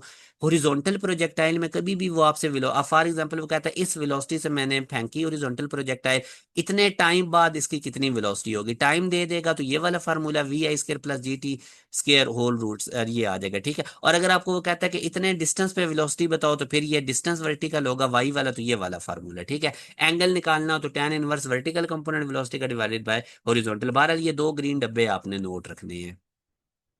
अब ये आप देख सकते हैं, इसमें वो कहता है ball is thrown horizontally from the top of a tower. अब टॉवर के टॉप से फेंकी जा रही है तो हॉरिजॉन्टल प्रोजेक्टाइल है। What happens to the horizontal components of its acceleration. तो हॉरिजॉन्टल डायरेक्शन में तो एक्सेलरेशन होते ही जीरो है, क्योंकि हॉरिजॉन्टल डायरेक्शन में कोई फोर्स नहीं। फिर वो कहता है एक फाइटर प्लेन है, वो ड्रॉप करता है बॉम्ब को, और तो वो टारगेट से मिस क्यों हो जाता है। अब देखो ना, एक एरोप्लेन जा रहा है, ज़ाहिर है एरोप्लेन की अपनी भी वेलोसिटी है हॉरिजॉन्टल डायरेक्शन में। इधर से अब अगर वो बॉम्ब ड्रॉप भी करता है, वो टारगेट को क्यों मिस करेगा, क्योंकि एरोप्लेन के पास हॉरिजॉन्टल कंपोनेंट है वेलोसिटी का, वो बॉम्ब को भी मिलेगा, तो इसलिए चांसेस है कि वो अपने टारगेट को अगर मिस कर रहा है तो हॉरिजॉन्टल कंपोनेंट ऑफ वेलोसिटी की वजह से, ठीक है। अब आगे ये डियर स्टूडेंट देखिए, इसमें वो कहते हैं कि प्रोजेक्टाइल इसको प्रोजेक्ट किया इतनी हाइट से, 1000 मीटर हाइट से गिरा with horizontal velocity 30 metre per second, then the velocity of the projectile after 4 second. अब देखो 4 सेकंड बाद वेलोसिटी पूछ रहा है, तो मैंने आपको ये नहीं बताया था कि जब वो वेलोसिटी पूछेगा टाइम देके कि इतने टाइम बाद वेलोसिटी निकालो, तो ये वाला फार्मूला मैं आपको दिखाता भी हूँ। ये दो ग्रीन डब्बे मैंने आपको कहे थे कि अगर स्पेसिफिक टाइम पे पूछेगा तो इस तरह वेलोसिटी निकालनी है, अगर वो कहता है कि इतने डिस्टेंस पे वेलोसिटी निकालो तो फिर ये रिलेशन है। तो बहरहाल डियर स्टूडेंट्स, अब आप यहाँ पे देख सकते हैं VI हमारे पास कितना है 30 मीटर पर सेकंड, तो VI का स्केयर 30 का स्केयर 900 हो जाएगा। जी 10 है, और टी कितना है हमारे पास 4, तो 40 का स्केयर 1600, 1600 प्लस 900 2500, उसका रूट लेंगे तो 50 आ जाएगा। तो इस तरह आप लोगों ने इसको कर लेना है, ठीक है। अच्छा, उसके बाद अब ये वाला क्वेश्चन भी देख लें। अ ball is projected horizontally with a velocity भी गिवन है, top of the building, building की हाइट गिवन है, हाउ लॉन्ग कितना टाइम लगेगा उसको ग्राउंड को हिट करने में। तो सारा कुछ उसने बता दिया, वर्टिकल डिस्टेंस का फार्मूला लगाएं, उसने वर्टिकल हाइट भी बता दी है, और जी तो पता है टाइम पूछ रहा है, तो आप लोगों ने बस टी निकाल लेना है, ठीक है, कोई इसमें इतनी कंफ्यूजन नहीं। ये वही स्टेप्स हैं जो मैं आपको बता रहा था कि जब भी हॉरिजॉन्टल प्रोजेक्टाइल है जो कुछ भी पूछे तो ये वाले स्टेप्स आपने नोट रखने हैं, ठीक है। सबसे पहले नोट करें VI कितनी है जिससे प्रोजेक्टाइल फेंका जा रहा है, उसका एंगल कितना है, फिर उसका VIX इस तरह निकाल लें, VIY निकाल लें। उसके बाद पहले वर्टिकल पार्ट सॉल्व करें, फिर हॉरिजॉन्टल पार्ट सॉल्व करें, जो कुछ भी पूछ रहा है वो खुद ही निकल आएगा। अब ये सारे स्टेप्स इस क्वेश्चन पे आप लोगों ने लगा के फिर मुझे कमेंट सेक्शन में बताना है। तो जब भी हॉरिजॉन्टल प्रोजेक्टाइल का क्वेश्चन है कि ये स्टेप्स नोट रखें, क्वेश्चन खुद ब खुद हो जाएगा। अब डियर स्टूडेंट्स, हमारे पास लास्ट पार्ट है प्रोजेक्टाइल मोशन का, दैट इज ऑब्लीक प्रोजेक्टाइल। अब ऑब्लीक प्रोजेक्टाइल में क्या होता है, ग्राउंड से हम प्रोजेक्टाइल फेंकेंगे और वापस ग्राउंड पे ही वापस आएगा, ठीक है। ऑब्लीक प्रोजेक्टाइल में आप देख सकते हैं कि उसी तरह इनिशियल हॉरिजॉन्टल वेलोसिटी इस तरह निकालेंगे, इनिशियल वर्टिकल कंपोनेंट भी वेलोसिटी का, हॉरिजॉन्टल डायरेक्शन में कोई फोर्स नहीं, हॉरिजॉन्टल डायरेक्शन में कोई एक्सेलरेशन नहीं, वर्टिकल कंपोनेंट हमें फोर्स का, हमें पता है ग्रेविटी वर्टिकल डायरेक्शन में एक्ट करती है, और वर्टिकल डायरेक्शन में एक्सेलरेशन भी यही है, ऊपर जा रहा होगा तो जी नेगेटिव, नीचे प्रोजेक्टाइल आ रहा होगा तो पॉजिटिव। हॉरिजॉन्टल कंपोनेंट वेलोसिटी का हमेशा सेम रहता है पूरी फ्लाइट में, और वर्टिकल कंपोनेंट ऊपर जाते हुए डिक्रीज होता है, मैक्सिमम हाइट पे जाके वर्टिकल कंपोनेंट वेलोसिटी का जीरो हो जाता है, और नीचे आते हुए वर्टिकल कंपोनेंट जो है वो इंक्रीज होता है। तो ये कुछ बेसिक चीजें हैं मैंने आपको बताई हुई हैं, ठीक है। हॉरिजॉन्टल प्रोजेक्टाइल में बाकी ये आपको करने की जरूरत नहीं, स्लाइड्स को बेशक आप छोड़ भी सकते हैं। यहाँ से आप डियर स्टूडेंट्स आप देखें इंस्टेंटेनियस हॉरिजॉन्टल वेलोसिटी। अब ये हमारे पास डियर स्टूडेंट प्रोजेक्टाइल है ऑब्लिक, जिसके अंदर ग्राउंड से फेंका, ग्राउंड पे वापस आ गया। तो आप लोगों ने डियर स्टूडेंट इसकी चाहे इनिशियल हॉरिजॉन्टल कंपोनेंट है वेलोसिटी का, चाहे फाइनल है, वो सेम रहेगा, और उसको VI cos थीटा से निकालना है, क्योंकि हॉरिजॉन्टल डायरेक्शन में कोई फोर्स नहीं, हॉरिजॉन्टल डायरेक्शन में कोई एक्सेलरेशन नहीं, हॉरिजॉन्टल डायरेक्शन की वेलोसिटी कांस्टेंट रहती है, जो इनिशियल है वही फाइनल होगी। अब आप लोगों ने वर्टिकल कंपोनेंट वेलोसिटी का इस फार्मूला से निकालना है डियर स्टूडेंट, VI की जगह VI साइन आ जाएगा, और AY की जगह -G, ऊपर जा रहा होगा तो -G, नीचे आ रहा होगा तो +G, ठीक ठीक है। तो वर्टिकल कंपोनेंट फाइनल वेलोसिटी का ऊपर जाते हुए इस तरह निकालें VI sin थीटा -GT, और नीचे आते हुए इस तरह निकालें VI sin थीटा +GT, और फाइनल वेलोसिटी इस तरह निकलेगी, इसको करने की जरूरत नहीं है। तो ये बस दो फार्मूलाज याद रखें, हॉरिजॉन्टल वेलोसिटी कैसे निकालनी है और वर्टिकल कंपोनेंट फाइनल वेलोसिटी का कैसे निकालना है। ये भी कैलकुलेशन नहीं आपने करनी। अब ये आपके मतलब की चीजें हैं। हाईएस्ट पॉइंट पे, प्रोजेक्टाइल के हाईएस्ट पॉइंट पे हॉरिजॉन्टल कंपोनेंट वेलोसिटी का कैसे निकालेंगे, वी आई कॉस थीटा, क्योंकि horizontal velocity through out same रहती है, वी आई कॉस थीटा से निकलेगी। हाईएस्ट पॉइंट पे ट्राजेक्टरी की वेलोसिटी मिनिमम होती है। क्यों मिनिमम होती है? क्योंकि वेलोसिटी के दो कंपोनेंट होते हैं प्रोजेक्टाइल मोशन में, एक वर्टिकल होता है और एक हॉरिजॉन्टल होता है। तो मेरा बेटा मैक्सिमम हाइट पे वर्टिकल कंपोनेंट वेलोसिटी का जीरो हो जाता है, मगर हॉरिजॉन्टल कंपोनेंट वेलोसिटी का थ्रू आउट कांस्टेंट रहता है। तो हम ये नहीं कहेंगे कि मैक्सिमम हाइट पे जाके वेलोसिटी जीरो होती है। हाँ, वर्टिकल कंपोनेंट तो जीरो होता है, टोटल वेलोसिटी मिनिमम होती है, एक कंपोनेंट उसका खत्म हो जाता है। ठीक हो गया, हॉरिजॉन्टल कंपोनेंट रहेगा मैक्सिमम हाइट पे। अच्छा, उसके बाद हाईएस्ट पॉइंट के ऊपर वेलोसिटी इस तरह निकलेगी, V I cos theta. Momentum highest point पे इस तरह निकलेगा, P I cos theta. Kinetic energy highest point पे निकालने का formula kinetic energy initial into cos square theta, और हाईएस्ट पॉइंट पे पोटेंशियल एनर्जी निकालने का formula kinetic energy initial into sine square theta. Highest point की काइनेटिक एनर्जी भी में भी kinetic energy initial into cos square है, और हाईएस्ट पॉइंट पे पोटेंशियल एनर्जी में भी काइनेटिक एनर्जी इनिशियल ही है, बस कॉस की जगह साइन आएगा। मेरे बेटा ये चार फार्मूलाज याद कर लो, तभी आपसे होगा। और एक और क्वेश्चन भी एमडी कैट में आता है कि हाईएस्ट पॉइंट पे वेलोसिटी और एक्सेलरेशन में क्या होगा एंगल। तो मेरा बेटा हाईएस्ट पॉइंट पे देखो, वर्टिकल कंपोनेंट तो वेलोसिटी का जीरो है, मगर हॉरिजॉन्टल वेलोसिटी तो होगी, उसकी डायरेक्शन आगे होगी टेंजेंट के अलोंग, और एक्सेलरेशन हमारे पास डाउनवर्ड होगा ग्रेविटी का। तो इन दोनों के दरमियान एंगल कितना बनेगा, 90 का। तो हाईएस्ट पॉइंट पे angle between velocity and acceleration is 90 degree. ये एमसीक्यूज भी आया हुआ था। अब ये चारों फार्मूलाज नोट करें, अब इसके बाद कोई भी क्वेश्चन आए आप कर लेंगे। जैसे ये देखें, वो कहते हैं प्रोजेक्टाइल को हमने फेंका 60 डिग्री से,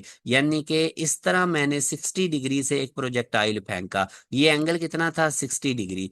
तो 60 डिग्री से जब मैं प्रोजेक्टाइल को फेंकूंगा, और उसकी kinetic energy at highest point कितनी होगी, तो काइनेटिक एनर्जी हाईएस्ट पॉइंट पे मैंने ये वाला फार्मूला बताया था। थीटा मेरे पास कितना है, 60 डिग्री, कॉस 60 कितना होता है, 1/2, 1/2 का स्क्वायर करेंगे तो 1/4। तो काइनेटिक एनर्जी हाईएस्ट पॉइंट पे बेटा 1/4 टाइम काइनेटिक एनर्जी इनिशियल का होगा। ठीक है, ये वाला हाइयर इनिशियल काइनेटिक एनर्जी अगर के है तो हाईएस्ट पॉइंट पे k/4 हो जाएगी। एक और क्वेश्चन देखते हैं। A ball is thrown that follows a parabolic path as shown above. एक बॉल इस तरह फेंकी गई, पैराबोलिक पाथ बनाती है, एयर फ्रिक्शन ऑलरेडी नेग्लिजिबल है, point Q is the highest point. ये Q point highest, which of the following indicate the direction of the acceleration. तो मेरे बेटा एक्सेलरेशन तो ग्रेविटी की वजह से होगा, तो वो तो डाउनवर्ड ही होगा, जिस मर्जी पॉइंट पे बात करो एक्सेलरेशन हमारे पास डाउनवर्ड ही होगा। ठीक है, तो उसकी डायरेक्शन ये डाउनवर्ड ही होगी। ओके, आगे वो कहता है हाईएस्ट पॉइंट पे वेलोसिटी ऑफ प्रोजेक्टाइल कितनी होगी, तो मैंने बताया मिनिमम होगी, जीरो नहीं होगी। वर्टिकल कंपोनेंट वेलोसिटी का जीरो होगा, हॉरिजॉन्टल वेलोसिटी तो सेम रहती है ना थ्रू आउट। हाईएस्ट पॉइंट हो या इनिशियल पॉइंट हो या फाइनल पॉइंट हो, हॉरिजॉन्टल वेलोसिटी होगी, तो टोटल वेलोसिटी मिनिमम होगी, जीरो नहीं होगी। वर्टिकल कंपोनेंट जीरो होता है। Projectile is projected from the origin, initial velocity बता दी, side that is velocity at the highest point बता दी, एंगल। तो हाईएस्ट पॉइंट पे वेलोसिटी का फार्मूला बताओ। हाईएस्ट पॉइंट की भी वेलोसिटी गिवन है, इनिशियल की भी गिवन है, तो यहाँ से cos थीटा 1/2 आएगा, क्योंकि जाहिर है इनिशियल वेलोसिटी 100 है, हाईएस्ट पॉइंट वाली 50 है, 150 से डिवाइड होकर 1/2। cos थीटा किस एंगल में 1/2 होता है, वो 60 डिग्री में। आई होप अब इसमें आपको कोई कंफ्यूजन भी नहीं हो रही।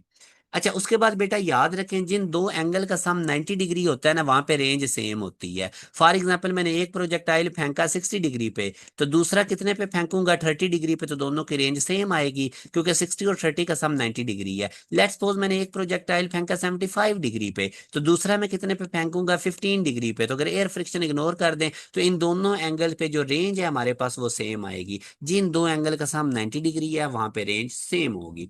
अब रेंज का फार्मूला होता है वी आई स्क्र साइन 2 थीटा/जी। रेंज क्या बला होती है, इधर से प्रोजेक्टाइल फेंको, इधर आके गिरेगा, तो ये रेंज है, हॉरिजॉन्टल डिस्टेंस। इसका फार्मूला क्या होता है, वी आई स्क्र साइन 2 थीटा/जी। डियर स्टूडेंट्स, मैं अगर वी आई स्क्र को वी आई कर दूं, ठीक है, तो ये 2 इधर लगा। बहरहाल ये आप लोगों ने ये वाला फार्मूला भी याद रखना है।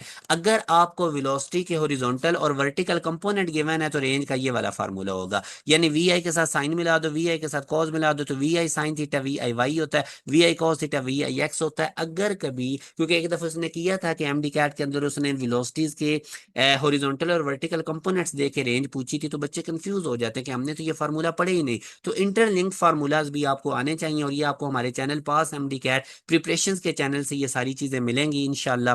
तो ये रेंज का डियर स्टूडेंट्स हमारे पास फार्मूला है। अब मैं आपको ज्यादा डिटेल में नहीं लेके जाता, डायरेक्ट ही बताता हूँ। इस पूरी स्लाइड में याद रखें, जिन दो एंगल का सम 90 डिग्री है वहां पे रेंज सेम होगी। सिंपल रेंज का फार्मूला आपने ये पढ़ा है, मगर ये नहीं आपने पढ़ा। तो जब वर्टिकल और हॉरिजॉन्टल कंपोनेंट वेलोसिटीज के गिवन होंगे तो रेंज इस तरह निकालेंगे। और ये क्वेश्चन पास पेपर में आया हुआ भी है, मैं आपको दिखाता हूँ। ये वाला ग्रीन डब्बा याद रखें, हाइट और रेंज के दरमियान ये रिलेशन है, 4h equal to R tan theta. और अगर आपने प्रोजेक्टाइल थीटा 45 डिग्री के एंगल पे फेंका, कितने एंगल पे फेंका, 45 पे, तो tan 45 1 हो जाएगा, तो रेंज मैक्सिमम होगी और वो इक्वल होगी हाइट के 4 टाइम्स के। मैं ऐसे समझाता हूँ, अगर आप 45 डिग्री के एंगल पे फेंकोगे मेरा बेटा, किस एंगल पे फेंकोगे, 45 डिग्री के एंगल पे। अगर आपने कोई प्रोजेक्टाइल 45 डिग्री के एंगल पे मेरा बेटा फेंका है, तो हमारे पास जो हाइट है, हाइट की निस्बत जो रेंज है, रेंज हाइट का 4 टाइम होगी, ठीक है। यानी कि आप 45 डिग्री पे जब प्रोजेक्टाइल फेंकेंगे तो वो दूर जाके गिरेगा, तो उसकी वो जो रेंज आएगी ना नीचे, ये जो रेंज होगी ये इस हाइट का 4 टाइम होगी। मेरी बात की समझ आई है आप लोगों को, जो रेंज है वो हाइट का क्या होगी, 4 टाइम होगी। तो रेंज मैक्सिमम कब होती है, जब 45 डिग्री का एंगल हो। वो इसी रिलेशन में tan 45 पुट करें तो आर मैक्सिमम 4h के इक्वल है। हाइट निकालनी हो तो रेंज को 4 पे डिवाइड कर दे। उसके बाद मेरे बेटा अगर आप प्रोजेक्टाइल को 76 डिग्री के एंगल पे फेंकोगे तो जितनी उसकी रेंज आएगी उतनी उसकी हाइट आएगी। तो ये कुछ चीजें आपने याद रखनी है। ये जो रिलेशन है हाइट और रेंज के दरमियान, इसको याद करें। 45 डिग्री पे रेंज मैक्सिमम, कितनी मैक्सिमम, हाइट का 4 टाइम। 76 डिग्री पे प्रोजेक्टाइल फेंकेंगे तो जितनी रेंज आएगी उतनी हाइट आएगी, ठीक है। एक होती है सिंपल मैक्सिमम रेंज, ये मैंने आपको बता दिया। अच्छा, उसके बाद आगे टाइम ऑफ फ्लाइट और हाइट। टाइम ऑफ फ्लाइट और हाइट का ये रिलेशन याद रखें, ये ऊपर वाला रख लें या नीचे वाला, GT²/8h। अब फॉर एग्जाम्पल वो आपको हाइट कहता है 2 है, तो टाइम ऑफ फ्लाइट बताओ, तो आपने ये रिलेशन यूज करके निकाल लेना है, ठीक है। ये डेरिवेशन भी मैंने की हुई है, इसको बेशक छोड़ दें, डायरेक्ट रिजल्ट याद रखें। यहां से टी की वैल्यू अगर मैं निकालूं तो 8h/g आ जाएगी। ये टाइम ऑफ फ्लाइट है ओब्लिक प्रोजेक्टाइल का। हॉरिजॉन्टल प्रोजेक्टाइल का मैंने आपको स्टार्ट में बताया था 2h/g रूट, याद आया। तो बहरहाल जी टाइम ऑफ फ्लाइट और रेंज के दरमियान ये रिलेशन याद रखें, GT²/8h। अच्छा बेटा, अगर आप कोई प्रोजेक्टाइल 45 डिग्री पे फेंकोगे ना तो रेंज मैक्सिमम आएगी। अब जब आप 45 डिग्री से एंगल बढ़ाने लग जाओगे ना तो रेंज डिक्रीज होने लग जाएगी, हाइट इंक्रीज होगी। 76 डिग्री पे जाके रेंज और हाइट सेम हो जाएंगी, और 76 डिग्री से जब आप बड़ा एंगल करोगे तो रेंज कम होती जाएगी, और मैक्सिमम रेंज आपको, मैक्सिमम हाइट आपको 90 डिग्री के एंगल पे मिलेगी, ये भी याद रखें। प्रोजेक्टाइल का मैक्सिमम हाइट कहाँ पे आता है, 90 डिग्री पे। प्रोजेक्टाइल का मैक्सिमम रेंज क्या आता है, 45 डिग्री पे। रेंज और हाइट किस एंगल पे इक्वल होते हैं, 76 डिग्री पे। 45 से एंगल बढ़ाओगे तो रेंज डिक्रीज होगा, हाइट इंक्रीज होगा। 76 डिग्री पे रेंज और हाइट इक्वल हो जाएगा। 76 डिग्री से भी एंगल बढ़ाओगे तो फिर भी रेंज कम होगा, हाइट ज्यादा होगा। 90 डिग्री पे जाके हाइट मैक्सिमम होगा। तो बहरहाल जी ये वाला मास्टर फार्मूला है जिसमें आपको तीनों वेरिएबल का लिंक नजर आ रहा है, GT² = 8h, 8h = 2r tan θ। तो ये मास्टर फार्मूला। कभी आपसे वो हाइट दे के टाइम ऑफ फ्लाइट पूछे तो पहले दो इक्वेशन इक्वेट कर लो, GT² / 8h से अननोन निकाल लो। हाइट और रेंज के दरमियान रिलेशन पूछ रहा है तो 8h = 2r tan θ। तो आई होप डियर स्टूडेंट मैंने आपको बड़ा एक्सप्लेन कर दिया है आसान करके।